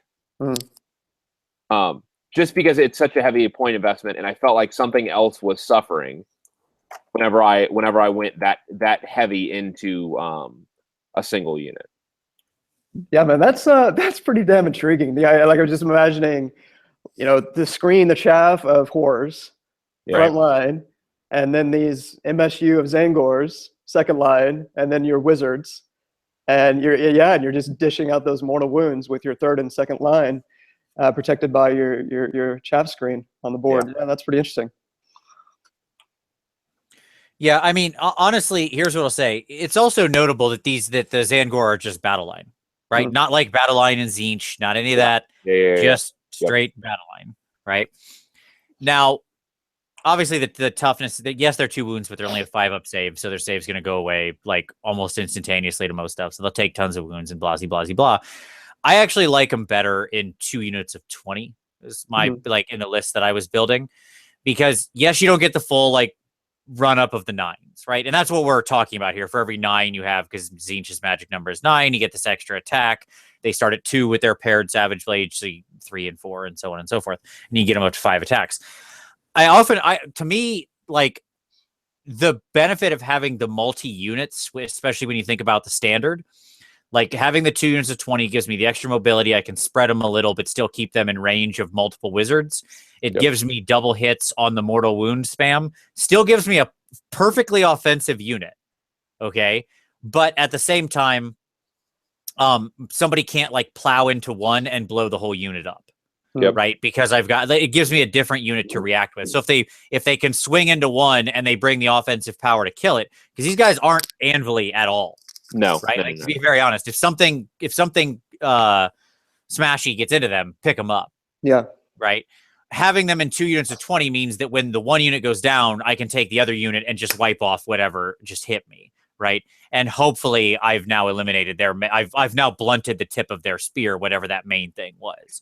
Because I think that between starting off by mortal wounding them and then sweeping in with even all these dudes supported properly with all their buffs up and 4 attacks are still going to more or less do the job most of the time, right? That's still just a metric crap ton of attacks. I'm not saying there aren't anvils that could take them. I'm saying that the thing that just wiped your unit out isn't one of those anvils. Yeah. If it was that offensive. Does that make sense? Yeah. So yeah, I mean, I like them a lot. I think that they're interesting. I think that it's I think the Carrick Acolytes are the big losers in all of this. Yes. Because such sweet models. I mean, it'd be such. Yeah, they are super sweet models, and I'm not even joking. We'll talk about battalions in a minute, but I'm building out a Pyrophane cult battalion, so we'll come to it just because I love the idea. I love the color scheme, and talking about the models for this release, talking about winners not on like a point scale, but on a sort of like release scale. These models are fantastic. Like putting together these Zangors was really sweet. The options are good. Well, I will say I like the Silver Tower Zangor a little better. I had a bunch of I bought extra Silver Tower Zangor. Even though the models are more finicky in how you put them together in the weird Silver Tower models, they have like these very strange ways they fit together. They just like the masks and heads of the Silver Tower ones are a little different. And their weapons were a little different. There's just like little minor changes that I kind of like the Silver Tower sculpt better. They're not actually the same Zangor. Okay. So it's kind of a thing. But anywho, I love those models. Like the Skyfires and the Enlightened, great. New Lord of Change, great. Even the new Changeling, great. Yeah. Right. And obviously the Ogroid, we haven't talked about him, but he's a super sweet model. I'd love to get my hands on just a ton of him to use as just Minotaurs or something in my Beastman army. Like, whatever, who cares? Yeah. Another Doom Bull, why not? I've only got 4. You can never have too many Doom Bulls. All right, so we didn't talk much about Skyfires, but we should touch on them just so people understand why they're so good. And this is one of the problems with the Enlightened too, is that they're held up against the Skyfires, right? Yeah. Because they're the same cost for the same models. Like these are both 3 for 160. And the Skyfires have, they've got this ridiculous arrow. They've got a 1-shot bow attack, 24-inch range, 4 up, 3 up, neg 1, D3 damage, solid profile. 40-inch equivalent threat range with their 16-inch movement. Exactly. That ridiculous shot combined with the fact that these guys are zipping around at speed 16, right? So more or less they're picking their target. right? Like they can be anywhere you want them to be. And then, whatever, they have the dumb guided by the future ability. That theirs is the opposite of the enlightened, right? Where they want to go before everybody else. But why would these guys ever be in combat? Like these guys shouldn't be in combat. Let's just say that. Not a combat unit. Yeah. But it's all about that judgment from afar, right? Because if you pop the 6, with a hit roll, sorry, not wound. I was trying to remember if it was hit or wound, but it's hit. Yeah. That's why it's so good. Yeah. If you pop the hit of 6, normal 6 or more, so normal hit bonuses apply that will push this up. You can have this happen on 5s and 4s if you can manage to squeeze +1s out of there from various places. All of a sudden, instead of rolling the rend or the wound roll, it's just instant D3 mortal wounds. Yeah. So keep Zangor Shaman with a 9 inches, add 1 to the hit rolls for the Arrow of Fate attacks. Now, I didn't see any other way to get a +1 to hit. Well, I mean, like if you were declaring to generic chaos instead of Tzeentch, right? You've got. I understand that. I'm just saying that would like Dark Avengers, another one that comes to mind. Okay. Damn terrain. Damn terrain. Yep, that's a good damn one. terrain is what they're gonna hunt for. They're gonna look for, if they're damn terrain on the table, they're gonna fly to it. Yeah. They're gonna milk that +1, so they're doing it on 4-ups. Welcome to the damn terrain. You can take all the damn pictures you want. If you have any questions, yes, where are the damn bathrooms? Okay. So, yeah, I mean, obviously the fact that almost out of the gate, they trigger that mortal wound thing on a 5, and it's not beyond the pale for it to be on a 4 in various corner cases is pretty crazy, right? And the fact that they're hitting even period on like a 3 or then possibly a 2 in those other same corner cases is a scary, scary, scary thing to be shooting around. Now, have we gotten clarity? I don't think we've gotten official clarity, but what's your guys' current understanding of whether the Destiny dice applies to mortal wound, quote unquote damage? That is, could you make it an automatic 3 with an Arrow of Fate? I mean, I don't know. According to the most literal reading, okay, according to the rules as written, it does not work. Because I agree that it moves it out of the phase. Like the damage dice is actually something that only if you're talking about the damage dice that's referred to in the rules, that's only happening on the other side of a wound roll. But if it's so then you can't one of the 9 options is a damage dice, and that's only happening on the other side of a wound roll. So any other dice that you're rolling to determine like wounds or all that stuff, those aren't technically damage dice. So it sounds like you're making a synonymous comparison with what we've been calling basically ward saves. A ward, it's not an actual save. It's like a war roll. Right. And those aren't actual saves. And that's important when you talk about save bonuses. And so when you're talking about damage dice, by the actual strict reading of the rules, I don't think you can do it. I went through comb the language. I don't think you can. That said, I don't know if it was intended or not. And that's up for GW to finally weigh in on.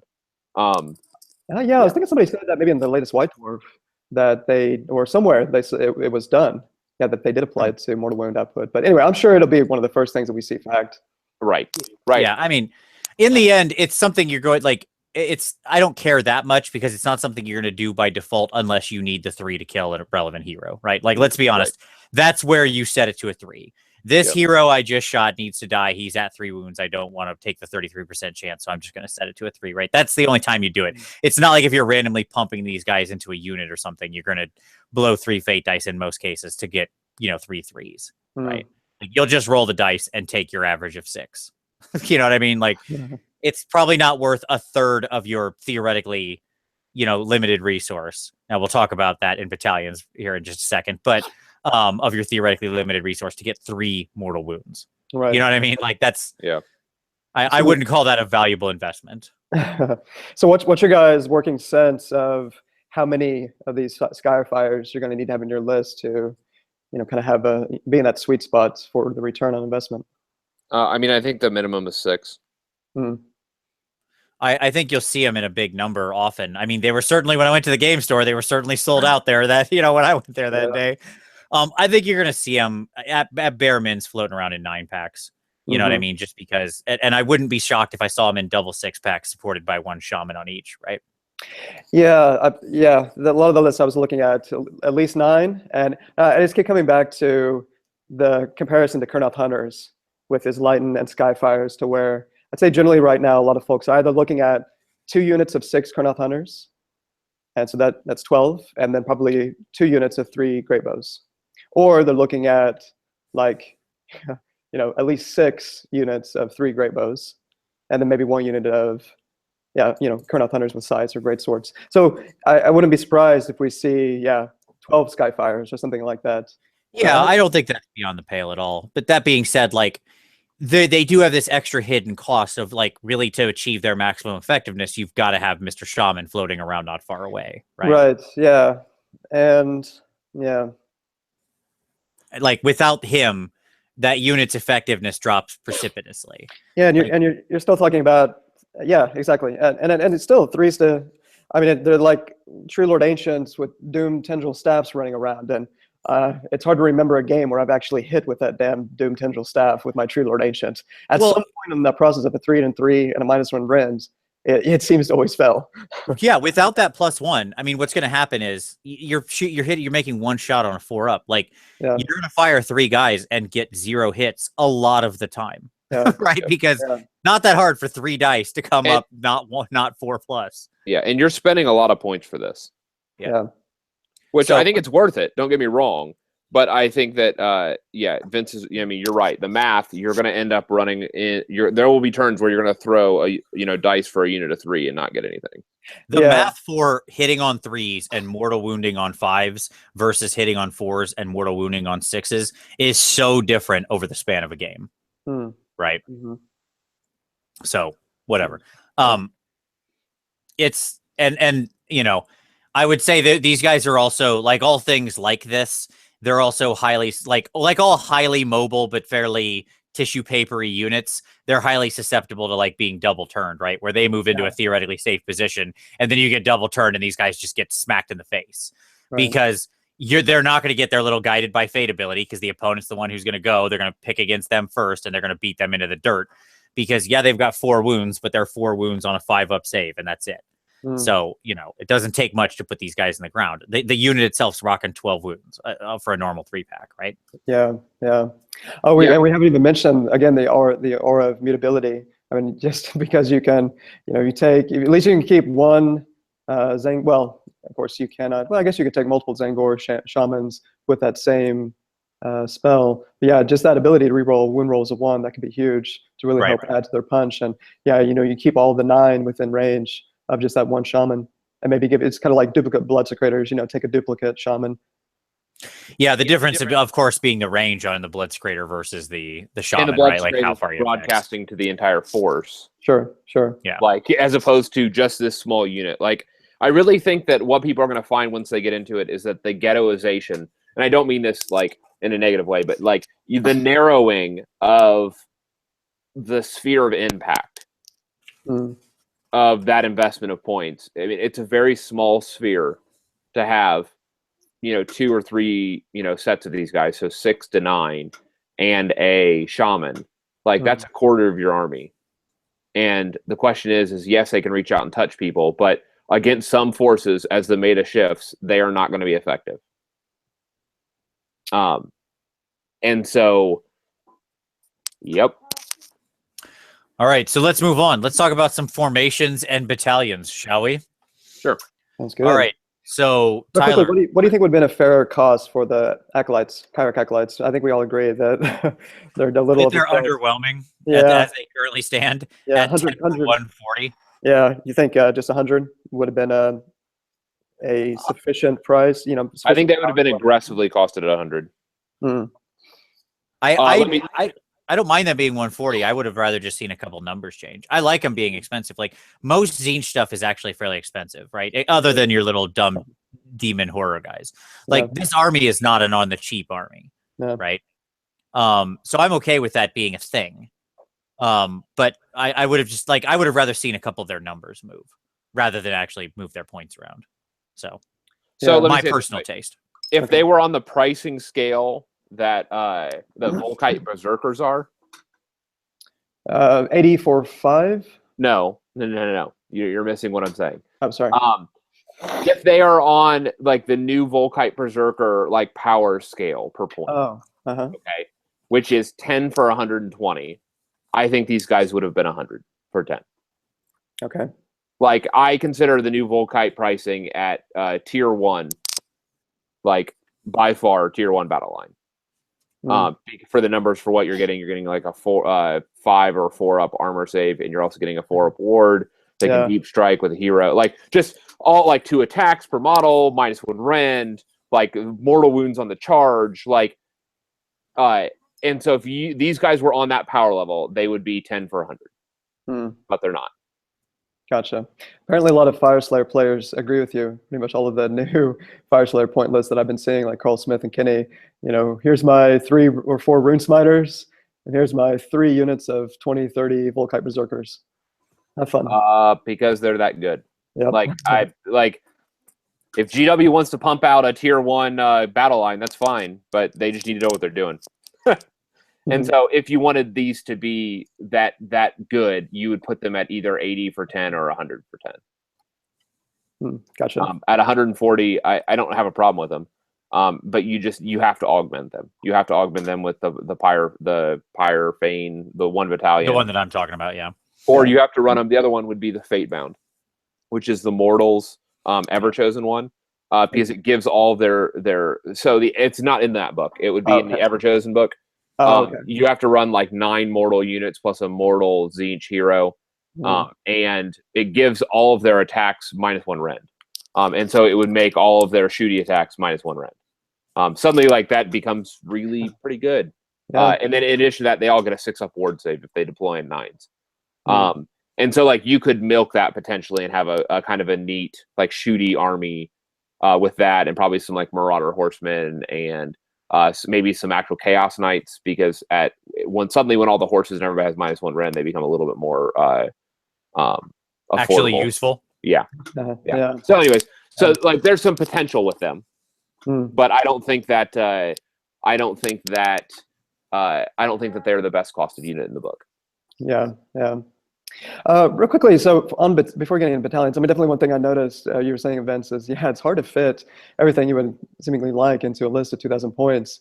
But it seems Tzeentch. So I was thinking about like what are really critical factors in AOS Match Play version 1, General Handbook version 1 at the moment. So curious your guys' perspective on like what are the top, let's say maybe 6 or so. So movement seems really critical.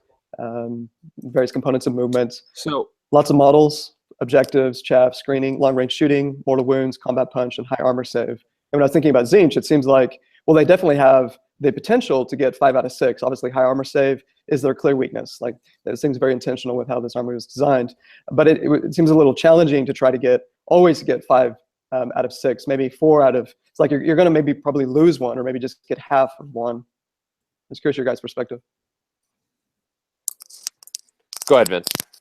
I agree. No, I totally agree. And Tom and I have talked about sort of the dimensions of strength overall in a force. And yes, I think that these guys are actually pointed aggressively enough that like you can look through and go, wow, there's so many good abilities here.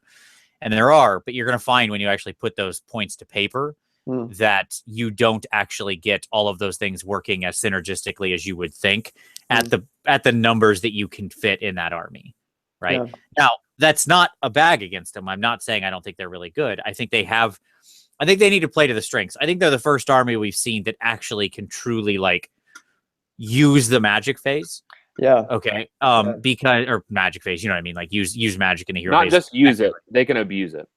Right. Like I really think magic for the most part is often almost a nice to have, frankly, in a lot of armies, right? Like what I mean by that is, you've got things like Stormcast that get along with no casters and they're just fine. You know what I mean? Like they have things they can dispel and that's good enough. And who cares? Like they can do the work without needing to cast. It's not that it's bad. Certainly casting magic is fine. But this is the first army that I think they put out where magic can actually really literally be like something you lean on as part of a strategy, not just as a synergistic occasional buff or, a few mortal wounds where you need pressure applied. Or something like that, right? Because you can have things like, massive bonuses to your casters going out, and suddenly, if you've got a Lord of Change and 3 Zangor shamans, okay, let's just imagine that world, and you're in any kind of and you're in a world where you've got enough spells to actually do it, and heeding the rule of 1, you could have an 8 cast magic round, right? You are thinking too small, my friend. It's fair. I'm trying to keep it limited so it doesn't go off the charts, right? Like, to my point being that, to fit it in with something where it's actually a reasonable build. You could completely skew into it, but I'm afraid of what that my 2000 point list has 12 spells. Sure. Okay. Yeah, we'll probably get into as we go through battalion. Started. Yeah, just really curious to get your guys' perspective on these key aspects, how you would try to what you would try to fit in the combinations that you think are really critical to be competitive across the board. Okay, so multitudinous host, that one stands out for the demon battalions. That's the one. Horrors without number. Each of your hero phases, add D6 models to each unit, pink or blue horrors, and D3 models to brimstone horrors in this battalion. 1 Herald of Tzeentch, and 8 or more units of pink, blue, or brimstone horrors. Yeah, this is called the commit suicide while painting if you don't own an airbrush battalion. Okay, that's what this battalion is. Now, if you own an airbrush, welcome to the easiest army you've ever painted in your life. You just set them up, zenithal, glaze, done. Moving on. I'll do an army in 2 days. I think that's what Rob Symes had in mind. Right before we got on, he sent a tweet out 150 brimstone horrors coming up, or something like that. Yeah, I saw that. Yes, he was talking about dry brushing though. Somebody wisely responded to him with "Get an airbrush." It's like, come on, buddy. Yeah. So that one's pretty interesting. Change host. We talked a little bit about that one. Yep. That one seems amazing. Just that's probably the most fascinating battalion that I've seen so far in Age of Sigmar. The four basic Lords of Change. No, the change host teleport. The being able to the teleporting in and out. Teleporting. Yeah. But you know what the big bane of this is? This only takes 1 model to ruin their day. Gryph-hounds, yeah, exactly, absolutely, baby. Gryph-hounds is what ruins that list. Because he barks and then everybody turns around and blows that thing off the table. Yeah. Yes. How ironic that we would get the box set of the counter to this particular maneuver the week after this came out. Yeah. Right. So you likely won't see this show up because especially if there are sideboard events, just because it just has such a hard counter. Well, I don't know. Well, I don't know if that's true. I mean, I'm trying to quickly think through order. Obviously, Sylvaneths are going to stay in their faction. We don't yet have too many order lists that are staying within faction. We got, there's a lot of Stormcast, there's a lot of Sylvaneth. We're now going to see Fire Slayers. I'm just thinking that just to keep the allegiance, you're not going to be able to take a Gryph-hound. Obviously, if you're running Stormcast, you can take Gryph-hounds, but I don't know if you're necessarily going to see a lot of Stormcast. Yeah. It's not about whether or not I think the point is it's such a rock to your scissors that if you beat it, that's an auto lose with that strategy. Right, it being the point. So all it takes is if you're trying to win the tournament, and there is a hard you lose if you meet this thing, you stand a decent chance of meeting that thing 1 in your 5 games, right? And that's just an L, right, in that game. Or you have to change your entire strategy. You don't get to do your trick. You don't get to do your trick. Yes. How much is it? Change host is 60. Oh wow, yeah, it's affordable. Don't get me wrong. And it's most of your army, so you could potentially, because it's 8 or more, so you could make your entire army the change host. It would be easy to make the entire army the change host and do a single drop army. Yeah. And to do a fairly alpha strikey army. Don't get me wrong, it has potential. Yeah. Well, yeah. Okay. Yeah, my biggest problem with it is what those 8 units consist of. Exactly. Yeah. I mean, I would be ignoring the flamers, the screamers, the burning chariots, and exalted. We'd just be looking at the pink, blue, and brimstone horse. No, I don't think you actually ignore the burning chariots. By the way. Because the burning chariots actually they can shoot, they can wave a fire, and so if you teleport them in, you can move across units and still shoot. So there's shenanigans that can be done there. And 4 more additional D3 mortal wounds. Yeah. Big fat. Okay. I think you definitely ignore the flamers. That I think you definitely ignore. Yeah, you ignore the flamers. But I think the answer with something like this is a whole suite of heroes, and a bunch of horrors, and maybe some burning chariots. And I think that there's some potential here. You could go for this. I think screamers are overcosted, but you could they have flyby attacks, don't they? Yeah, I believe so. Yeah. It's not great, but yes, I think it's that impressive. Yeah, but theirs isn't even as good as the chariots, though, is it? No, it's on a 6 when they move over. They do a mortal wound. Yeah, hit rolls of 6. Yeah. Anyway, so sounds like you guys like the same Arcanite battalions that I like, so I'll let you guys cover those. On the a little disappointed in the Mega Battalions. I might have mentioned that earlier. The Eternal Flag. Oh, I don't really. The host duplicitous. Well, mainly because the Eternal one, you have to take. Oh yeah, that one's terrible. Flame host. Yeah, that one's terrible because it relies on flamers and other bad units. Exactly. So the Warflame host is the problem there. So it's such a cool concept one. Yeah. I'm personally holding out hope that we see a little bit of point adjustment in the flamers in GHB2, because I don't know this book was probably in development long enough in advance that it might not reflect GHB2 points cost. I'd love it if the flamers came down a little. I think they're fun, and I'd love to see that host be neat. I think that it's such a cool idea of this roiling sort of fire across the battlefield, right? Narratively, and what you can do paint wise and stuff. The models themselves are neat. The color scheme is neat. The image of the army sort of just rolling across the table and lighting everything on fire is neat, right? Imagine you painting them to where you would see that rolling fire effect in the aggregate. Yeah, exactly. That's what I'm saying. It's such a cool concept. Yeah. And I think it'd be a super sweet narrative army or an open play army. It's very fun in those kinds of scenarios.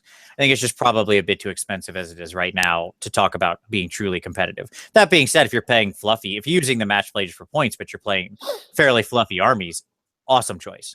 Yeah. And I think its ability is super cool.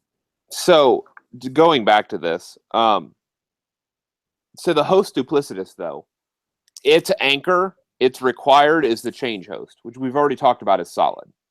Right. Yeah, I think the problem I was running into is what you guys just mentioned. I'm not sure it would be sufficiently general purpose in a competitive setting. So I'm kind of thinking in a competitive setting. I'm not sure that would be near the top of my list. I think tier 1 option. Get into it at 1,000 points. So you could still put another 1,000 points, because if you leaned heavily on the horrors, you could get into it at 1,000, and then use other things to fill up the rest of your force. I think it's actually around 1,200, 12 or 1,300 that you end up getting into the host duplicitous. But it has the best trolling spell in the game, which is you flip-flop any hits would have been misses and any misses would have been hits.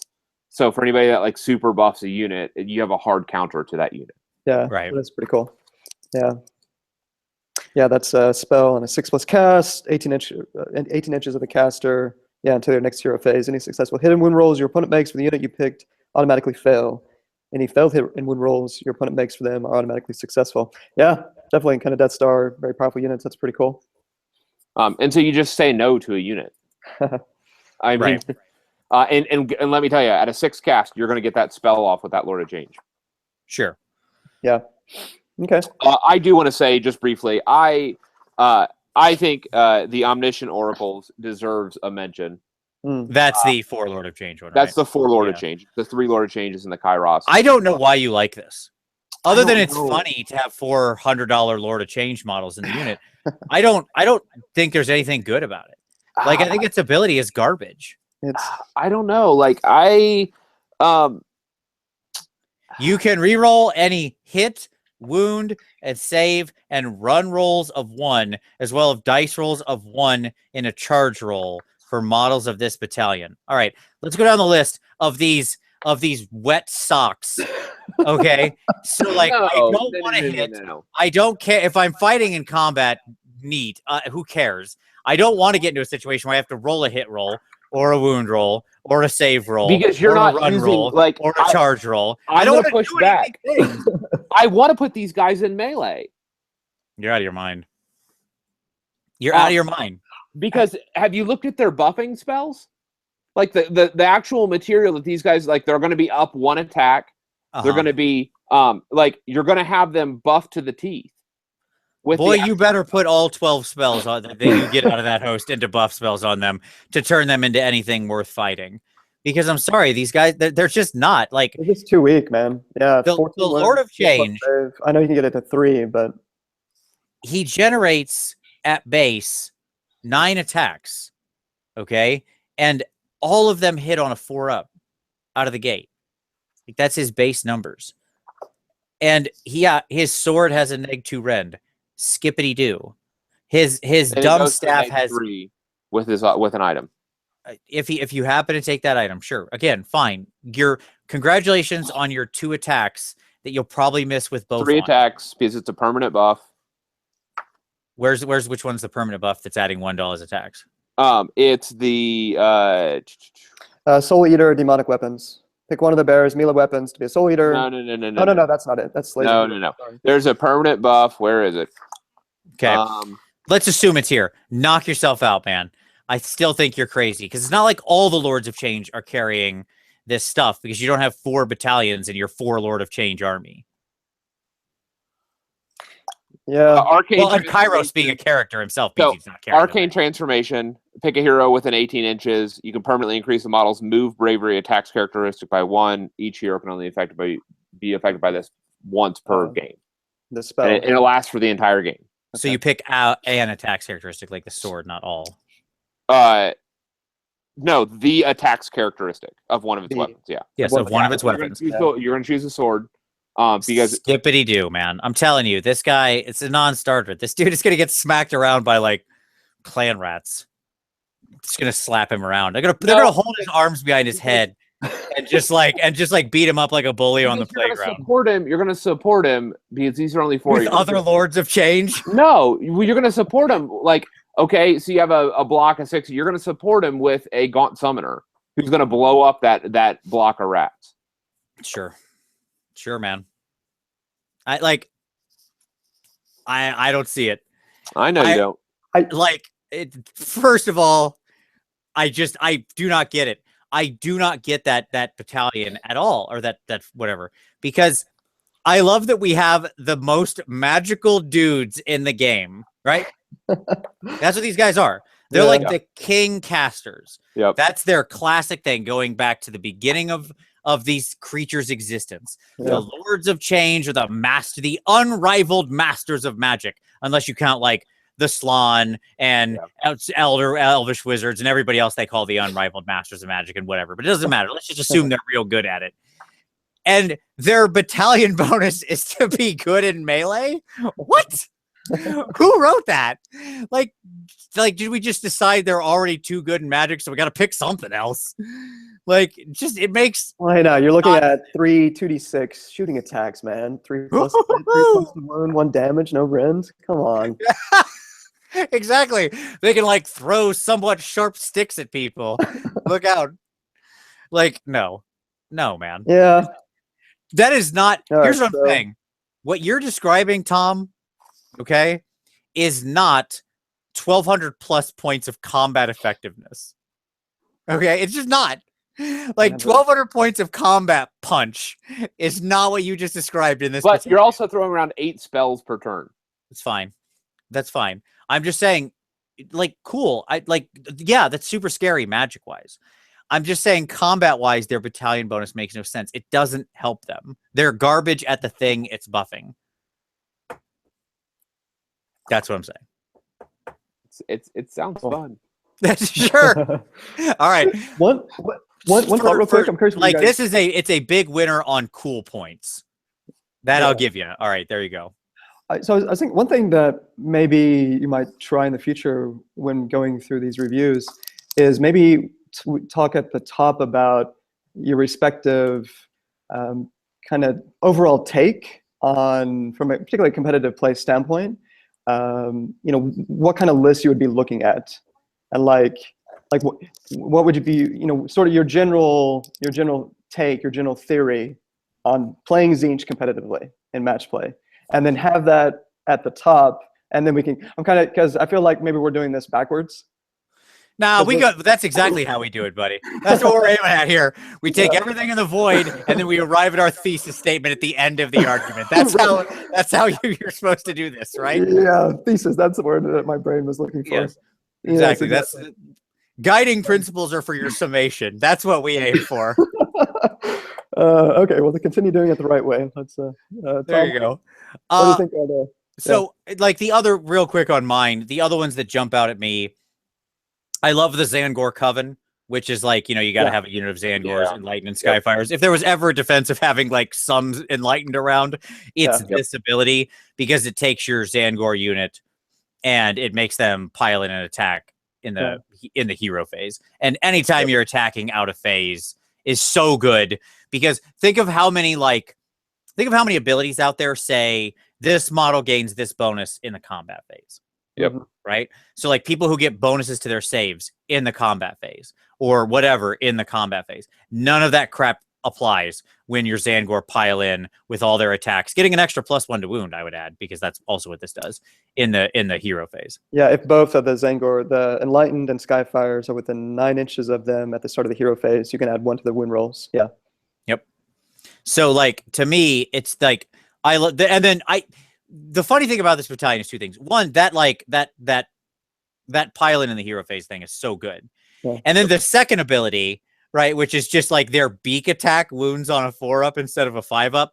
I hate abilities like this. Okay, because it's so stupid and irrelevant. I'm just gonna forget. I'm not saying it's fine, like whatever. It's their beak. That's not what they're doing their damage with. It's obviously, it's there. It's an extra attack. Cool.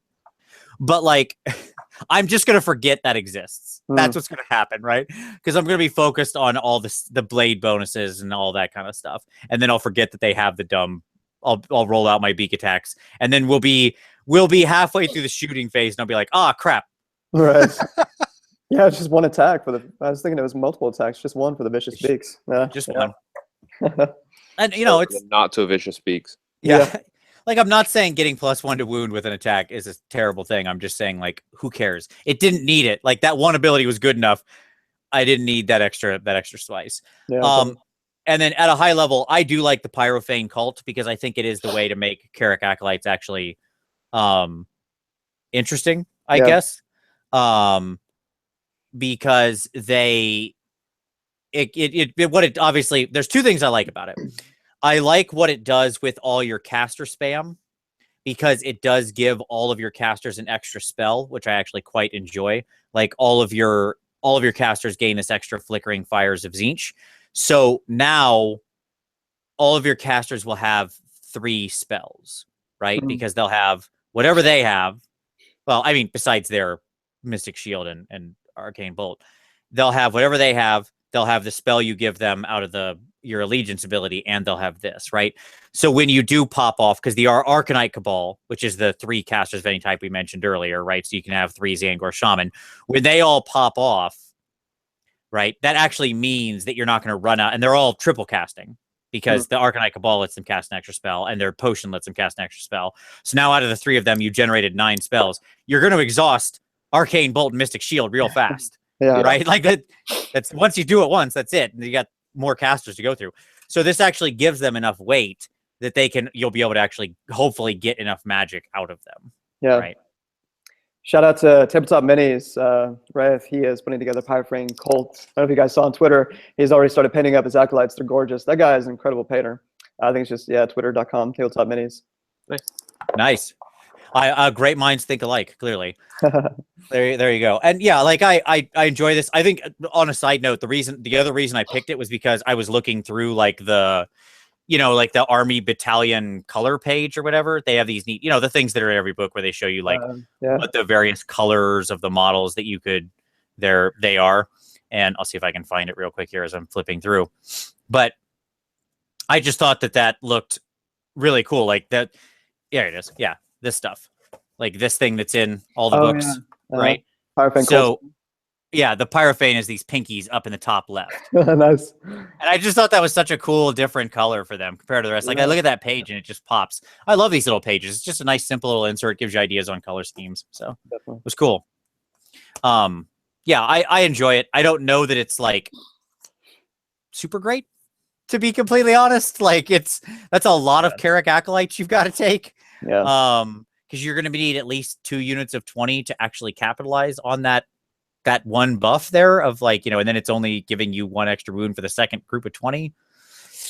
I mean, it's a very poor man's Cunning Rook. Very poor man. Very poor. Super poor. Yeah. But that being said, I think it's a cool list, and I don't like whatever. I'm fine with it. Yeah. It who wants inspired to- me. Caster spam. Yeah, who wants to talk about Arcanite Cabal? Yeah, I mentioned it tangentially, but yes, it is the go-to sort of small battalion, right?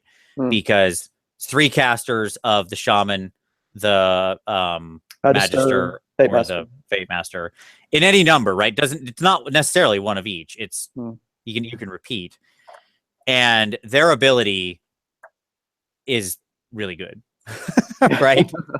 Yes. So do you want to cover it real quick of what exactly it does? Because it's really good. Yeah. Well, the trick is, of course, keeping your 3 heroes alive. Yeah, sure. None of these guys are tough. You could do more than 3. You could have more than 3 heroes. Yeah, you probably. I think. Yeah, probably You gonna can have 3 to 9 in any combination, which I quite like. But yeah.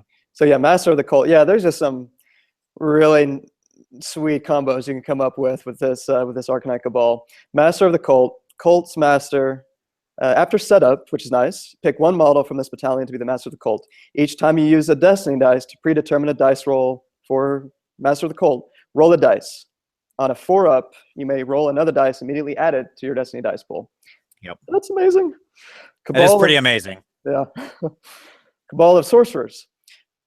Each model from an Arcanite Cabal within 9 inches of at least 2 other models from the same battalion in your hero phase can attempt to cast 1 additional spell. And no, you do not get to count that model as within 9 inch of itself, right? Let's hope not. It has to be actually 2 other models. You need actually 3 models. Yeah, it specifically says 2 other models. Yes. I don't think I haven't seen anybody argue otherwise, but who knows? I'm sure somebody's thought it up. Let's hope not. But yes, I think that's such a strong ability. I really do. Yeah. I love everything about both of the abilities in this cabal in this battalion. I think it's 40 points, 50 points. Arcanite Cabal is 50 points. Sweet. Yeah. Steal. They're practically giving it away. Buy 1 battalion, get 1 free, buddy. And it's a solid ability. It aligns, unlike the insane one with the Lords of Change. It actually aligns with what you want to do with these guys, which is cast spells. Unless you're a Fate Master. Because they actually spells. Yeah, that is strange. Yeah. And their ability only works on Tzeentch mortals, which none of these are. Correct. I mean, are you picking that guy? You're picking Zangor Shamans and maybe a Magister if you happen to have the model sitting. No, down, you're right? just picking Zangor Shamans. Just shamans, yeah. Look, some people have Magisters, man. They want to put them to use. Don't crush people's dreams of putting their Tzeentch caster on the table. No. You can fit one of them in there. Nobody is using the Magister. Put them away. Zero people. Chop them up for bits. That's right. Sorry, William Page. Put him away. Get rid of that guy. I know you love the model, but too bad for you. Tom said no. Mm. Yeah, I love this particular battalion. I think it's super strong. Yeah, so maybe one of the obvious things you can do with it. So for your Master of the Cult, maybe make him your general. Give him Arch Sorcerer, so you can choose some additional spells. I think 2 additional spells. And then, you can get some interesting. Now, I mean, the challenge is if you're not being able to take first turn, you've got to keep that guy alive in order to get up his Treacherous Bond, which is unbelievable. Basically gives you a 2-up ward save if you keep him. You pick a friendly unit within 18 inches. It's a 6-up cast, pretty easy to cast with bonuses. Until your next hero phases, as long as the bonded unit is within 9 inches, in this case of the Master of the Cult, roll a dice. Whenever the caster suffers an unsaved wound or mortal wound on a 2-up, that chosen unit suffers the wound or mortal wound instead. So that's incredible. So you get that up. Maybe he's rocking by some Skyfires or Zangors. Get up R of Immutability, reroll wound rolls that's Artifact of Power. Maybe he's got that Artifact of Power. He gets to reroll wound rolls of 1 within 3 inches of a unit of Tzeentch demons. What else was it? Something else that really interesting. Fold Reality. Yeah, it's a number of different spells I think you can give him when he can cast multiple spells, if you can keep him alive.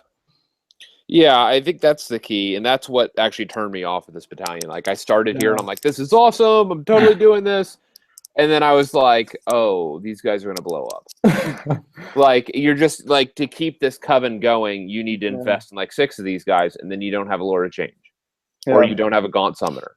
So, like, the things that I actually want to run would take those places. And it's gonna push these guys out to the point where I'm only running 3 of these guys again. And at the point of running 3, I'm like, it's gonna explode.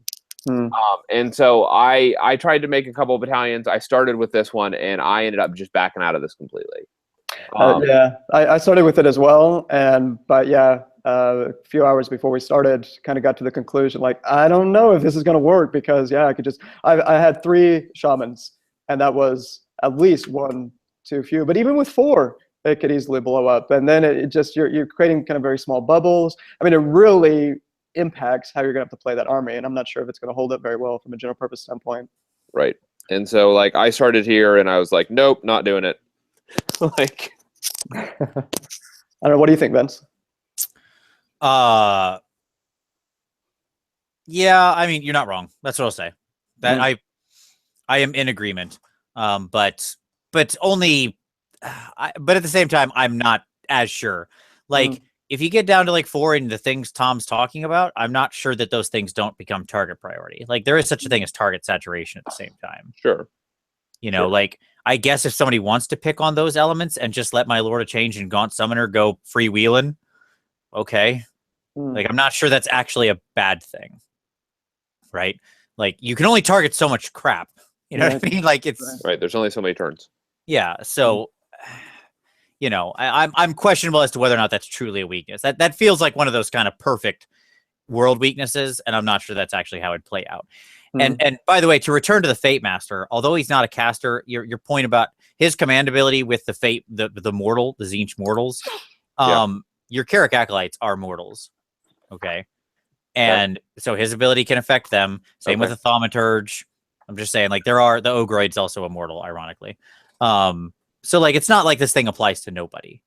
Okay. Yes, but he's not doing, like, talking about synergies, he's not doing the thing that you want to be doing. I agree with that. I will say that he's interesting to me to be where he's an interesting selection for me in this particular cabal is him plus casters, and he doesn't stay near the casters. Okay. Like, the casters all get together and hump each other to get the caster bonus, and he is the master who runs around and uses the fate dice and recharges them and bonuses the mortal units as he's leading the attack, and the spellcaster cabal is behind getting the extra spell bonus, because only the master of the cabal gets the destiny die replacement, right? So you feed him the destiny die to make him effective and to make his saves happen when you need him to keep him alive, because he's in the thick of it, and he's getting to refill those 50% of the time, right? Yeah, what I would say is this: I think the strongest part about that guy is running him with Archeon and running 2 of them. Oh, good God. Sure. No, like, and truly, like, recycling dice, because his ability, and here's the magic thing about his ability. His ability is any dice roll of that number. Right. So this means that that ability works on, like, all of those, like, roll 9 dice on a spell. on a 6, do a mortal wound or deed 3 mortal wounds or whatever. Yes. Those dice that you throw for that spell, if that's a mortal that's throwing that spell, he gets to re-roll any of those dice that match the Fate Master. Yep. And so, like, actually spamming that ability and leaning into that is where I think that this guy, it's an unusual use that I think that he could really earn back some mileage with that. When army-wide, he's like, re-roll, like, you get 2 of these guys maybe, an Archeon, and then, like, 3 casters. So, like, a Gaunt Summoner or 2 and something else. Probably in the Fate Sworn Warband, that's getting that -1 to all the rend attacks. So you can have, like, so you can have some bodies in the midst of this.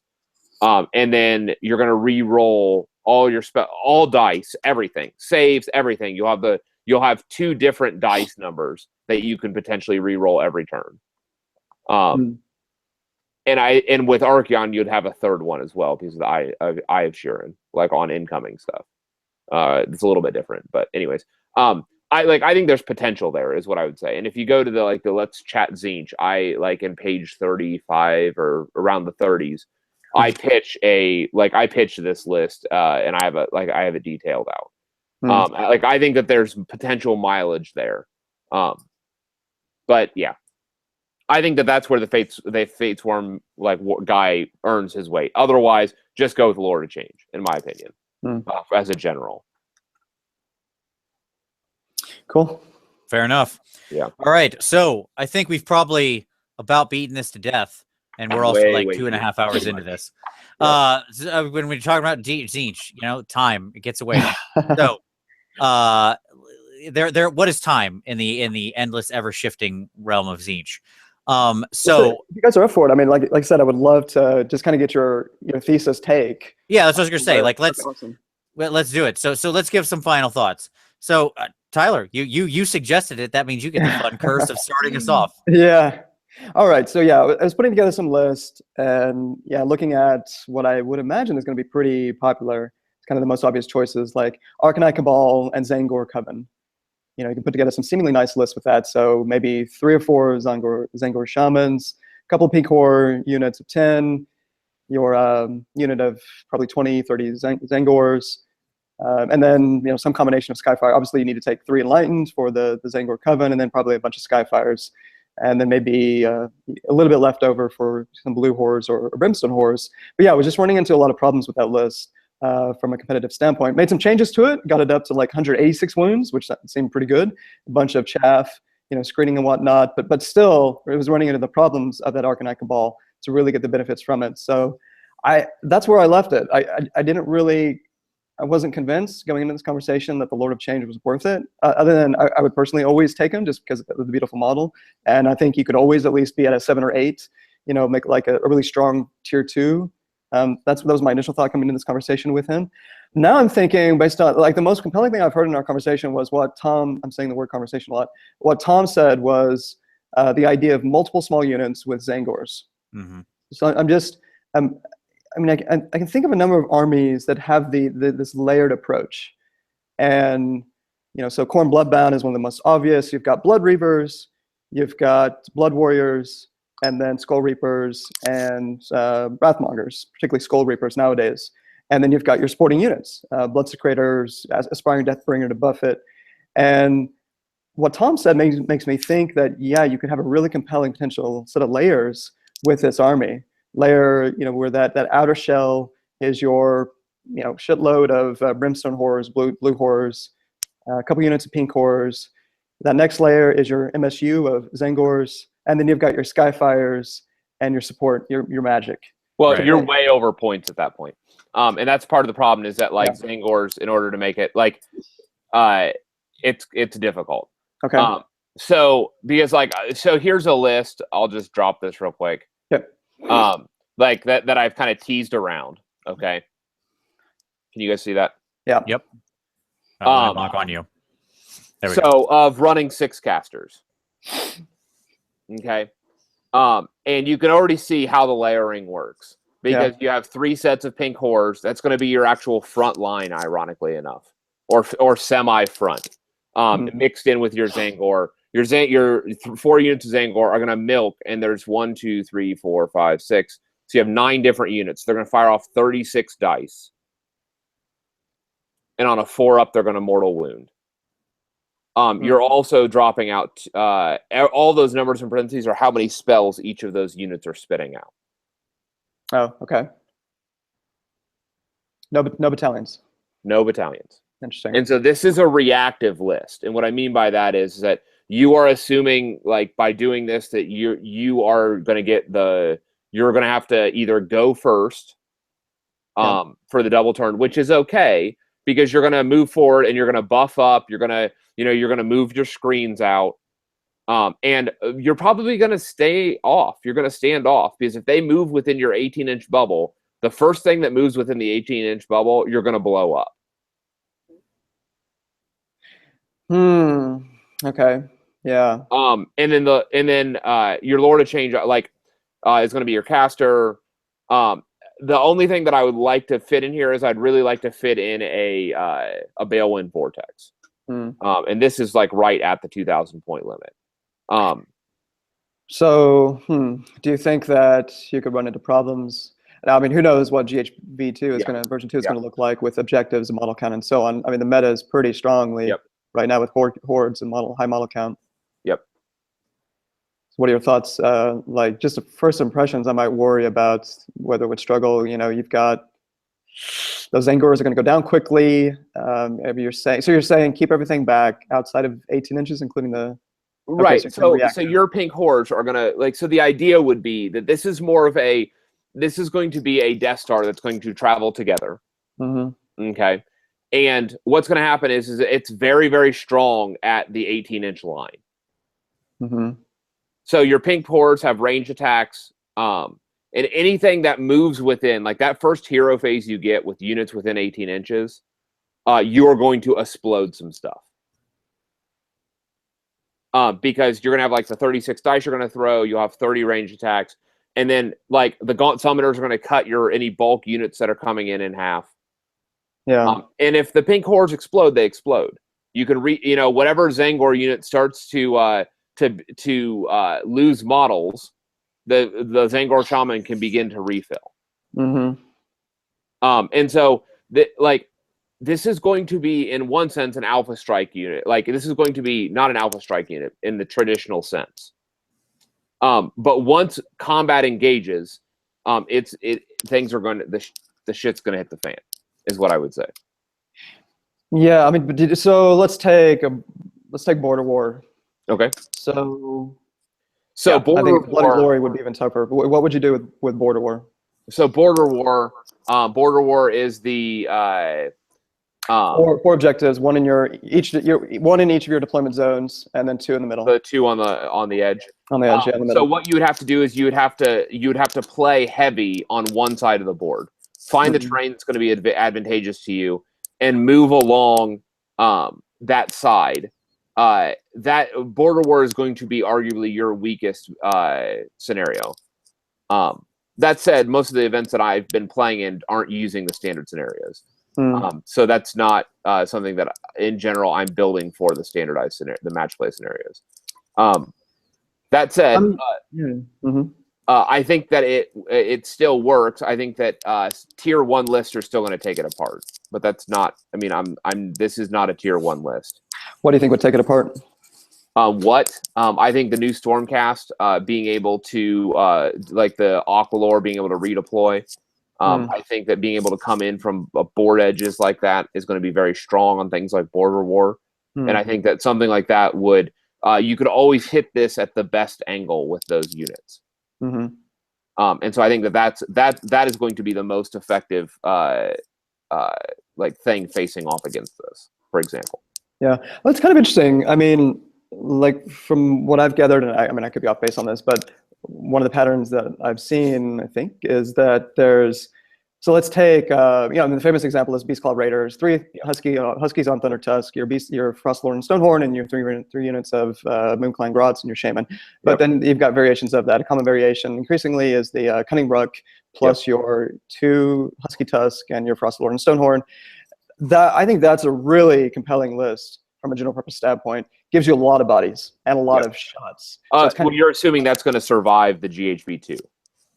Right, sure. But just in thinking about, some of those lists out there that are kind of like that, they have, what I'm trying to say is that they have enough bodies and movement in some cases where they can get on those objectives and just put bodies on those objectives. And then they got shooting. And then they still have that 18-inch mortal wound output.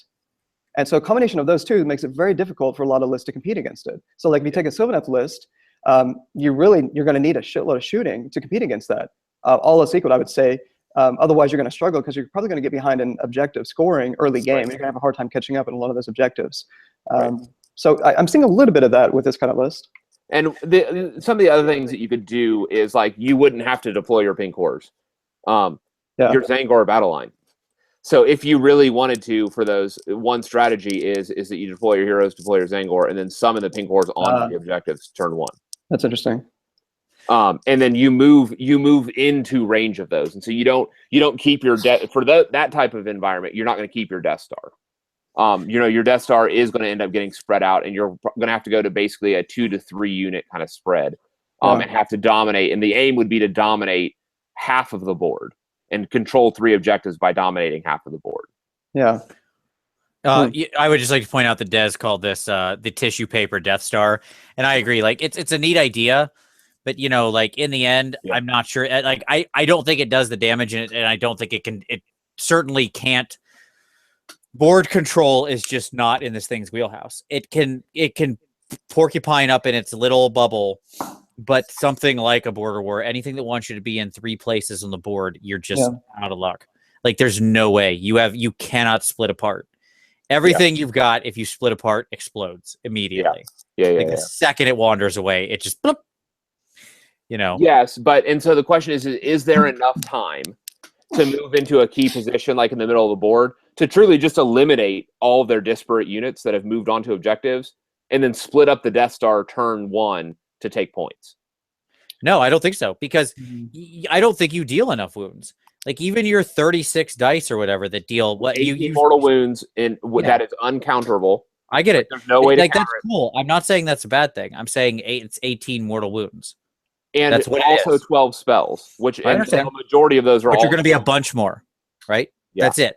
But that's your power projection. Like your pink horror shots are a joke. Yeah. Your Zangor have no ranged attacks and are not going to deal and are not horrendously frightening in combat at this point. You don't have them ramped up to the gills. Like that's a ton of potential mortal wounds coming out of this thing. Let's say somewhere in probably easily the 20 to 30 range every round within that 18-inch spam, right? Yeah. But somebody who can just push bodies at you, who can just push around 60 bodies. Well, that's 2 hero phases to chew through. No, because the Gaunt Summoner is going to cut that. You have 2 Gaunt Summoners. Even if one dies, they're going to cut through one of those units every turn. Maybe. Yes. If they cast the spell, if it doesn't get dispelled, if. Okay. I'm not like, yes, you're right. Some of that stuff can be very debilitating. But my point is that like there are armies that can absorb that kind of damage and still plow into you. And the second they hit you, you're completely hero phase dependent. Yeah. Other armies are going to play in your turn and their turn. Sure. Because they actually fight in the combat phase. Yeah. You play in your hero phase, and that's it. And so what happens is, if you get double turned, you get wiped off the board. Because that other army just did 2 full turns of stuff, and you did nothing. None of your mortal wound crap happened. None of your refill of your Zangor happened. None of your Gaunt Summoners cast. You just got literally held down and be told, why are you hitting yourself? Why are you hitting yourself? and you said, and you have nothing to say about it. Right. But I would say that all of Tzeentch suffers from that danger. Well, yeah. So because even your 30 block of Zangor, if they come crashing in on a double turn, they're going to delete your 30 block. Sure. But I don't have to put my entire, like that doesn't necessarily have to be in one little bubble. Right. Yeah, it does. Like, if you have a 30 block, that's a quarter of your army, and it has to travel together. With, like, a shaman. Like, that 30... Like, you have 1 power center in this army. That's my argument. And it's to do with that whole group getting together, because it's literally relying on the synergy of all 2,000 points functioning together. Whereas you can build other Tzeentch forces that have, like, 600-point, 700-point power centers. No, that's true. That's true. That's all I'm arguing. So, Vince, what do you think a tier 1 competitive list looks like for Tzeentch? Oh, Lord, I have no idea. You're asking the wrong guy. I don't know. I think and frankly, I'm not sure I find the question compelling, to be completely honest. Sure, fair enough. Because what ends up being the most powerful is only the most likely to get kicked in the teeth. So hence it's by its very definition the least interesting. Because it's going to get nerfed within a 12-month window. What I find interesting, I mean, maybe it's certainly high on the list, not guaranteed, but whatever. You're in the crosshairs. Let me say that. If there is some truly broken nonsense, right? Which I'm certainly not going to be the one to suss out. And what I find fascinating about the entire army is I think there are several compelling, what I'll call like competitive builds, mid-rangey, tier 2, tier 3, you know, interesting different options to build out, different power centers to exploit, different battalions that you could try to build into and combine. Where you're going to not be in this sort of one drop thing, but you're going to be, you could easily do a couple of battalions together and have interesting 2-3 drop, maybe a couple extra units on the back end, tailing in situations where you have a couple different things that can play, a couple different interesting tricks you can mobilize together, where you have interesting magical choices, interesting shooting choices, and interesting combat choices. You're probably not going to have all of those together in one army, but you could probably get 2 of the 3 pretty easily, right? And so I'll be interested to see how it's like that old slider of like good, fast, and cheap. Right? Like you can only get 2 of the 3. That's what I meant earlier. Yeah, like you're going down that checklist of like 6 things I could see. One is obviously ruled out, the high armor saves. Okay, that's out. But yeah, I was just having a hard time. Hold on. That's actually not true. Let me just jump in real quick. You had made that claim, and I was letting you finish, and I forgot to comment. Remember, this is a summoning army. This is a magic strong army. You don't break allegiance by summoning a Nurgle Demon Prince with a 3-up save. Oh, that's what you're saying. And so, like, I think people aren't thinking like big enough. Because you can guarantee dropping that 12 on summoning or that 10 and grabbing a Soul Grinder if you need one. You can be guaranteed on that summoning using your Destiny dice with a Lord of Change and dropping any summoned demon unit you need as tough as you need them. Yeah, I want to see the person who figures out like to actually, because you know, Lords of Change are obviously a summonable thing on a high number, but a number that another Lord of Change can almost guarantee. I want to see the army that's the sort of strat build is around one Lord of Change summoning another Lord of Change and an interesting positionality to it, right? And then that Lord of Change summoning something else and having this sort of like pop-off reinforcement point where half the army summons the other half of the army in appropriate places, you know, at the top of one, as they just spread out and summon their way around the board on near autocasts. Right. Like what happened to us at Holy Havoc. Yeah. So like, that's my point. I think there are lots of interesting things to be sussed out in here. That I think will be, I think this army lends itself to a lot of exploration. Yeah, I'll sum it up like that. That's my summary statement that I think is most important. It's not a what you see is what you get army. I think it's a lot of, for people who want to explore, they're going to have a lot of meat on this bone. Yeah, so, I think that I think the key is going to be it's going to be some mix. I think that if there is a tier 1 army here, it's going to be some mix of Zangor with Skyfires and Zangor on foot, probably with the battalion, maybe, because that provides that additional threat and that additional pile in, and it's dropping things that you already want to be dropping. It's going to be some mix of Tzeentch demons, probably a Lord of Change as your general. It's probably it might be some mix of something that we're not guessing, like it could be something like you know, to talk about shoring up a weakness, it could be like a big block of Chaos Warriors. Yeah, I was looking at them. Yeah, the armor save, the and you know, like imagine a block of Chaos Warriors. So in that Fate Sworn warband that I teased out, a block of Chaos Warriors, life linked, the treacherous link. Treacherous bond, yeah. Oh, treacherous bond. That treacherous bond is spitting out mortal wounds to a unit that has a 5-up ward save against mortal wounds. Yeah, that's cool. And so we actually need to look at that again. I'm sure. I thought maybe for that one it was you would not get it actually the way that they wrote it. No. I can assure you, you do. Because that Fate Sworn that I built had a War Shrine in it, and it also had and they also get a 6-up ward save as part of Fate Swarm. Okay. And so I had 3 ward saves, all eating those treacherous wounds, funneling. It should be noted that Tzeentch Chaos Warriors can become damn near immortal pretty fast. Yeah, it is unsaved wound or mortal wound on a 2-up. They suffer a wound or mortal wound instead. So if you're funneling wounds, they still get their 4-up armor save. Your Chaos Warriors, because it funnels whatever they're receiving. Right. Okay. And 20 or more Chaos Warriors, you go to reroll 1s on saves. The War Shrine gives rerolls all saves for Tzeentch. So Right. I think that it's probably what we're seeing is that whatever this tier 1 list is, it's going to be some mix of like demons, some mix of arcanites in this kind of unholy mix, and potentially with some strong summoning as well. Relying on planning on dropping like pink horrors maybe, or I don't know. I need to think through it because the pink hordes can pull the summoning trick as well.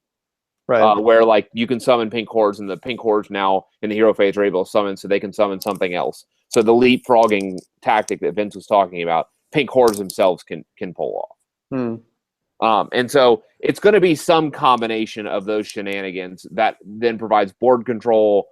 I think that's where the tier list 1 is going to sit, is somewhere in there. What about? Do you think there's a competitive build, tier 1 or high tier 2, with a lot of like blue horrors and brimstone horrors for a lot of chaff, a lot of bodies? I think it's a Shahrazad trap. And if you want to know what I'm talking about, go listen to Scruby Wells' podcast where he had me on the show, and I told the story of Shahrazad and how it got banned from Vintage Magic because I think you're just not going to finish games. Yeah, because you're just going to be like constantly in this nonsense of replacing and splitting and then just forget it. Kill me now. If you want to make your opponents, maybe you'll win because your opponents will all commit suicide, I guess. Well, that's we talked. I don't know if we talked about it on the podcast. We talked a fair amount about this. I mean, there's been a lot of conversation on horde armies, and whether you have a model cap at events or. I mean, I know there's a lot of different opinions on it. I don't really have an opinion on it. I don't know. I mean, personally, I'm not a huge fan of playing AOS with hundreds and hundreds of models on the table. It's just like it lessens my personal enjoyment of the game. But some people love it. I mean, I like it. I like the chance to go get a sandwich on other people's turns, which is always nice. Like, that's a good advantage. Can't write that out. Sometimes you got to go get a sandwich, and if the person's going to take an hour to complete their movement phase, or anytime combat happens, they can just be like, "Look, I'm going to leave. Yeah, just tell me how many wounds you generate, and I'll come back and make saves." Their sportsmanship scores. Sure. I mean, the community will vote with their feet. Yeah. Well, it seemed like obvious that Tzeentch armies could lend themselves, to just spamming brimstone horrors on the board massively in the competitive scene. And I mean, on the surface, it seems like that'd be a little unfortunate. Yes. So somebody in the comments just pointed out it would be the AOS version of Storm decks. Storm deck was another sort of thing of like triggering this like 1-to-1-to-1-1-1 type of thing. Gotcha. Yes. It's a very good analogy. I like that. I hated Storm decks.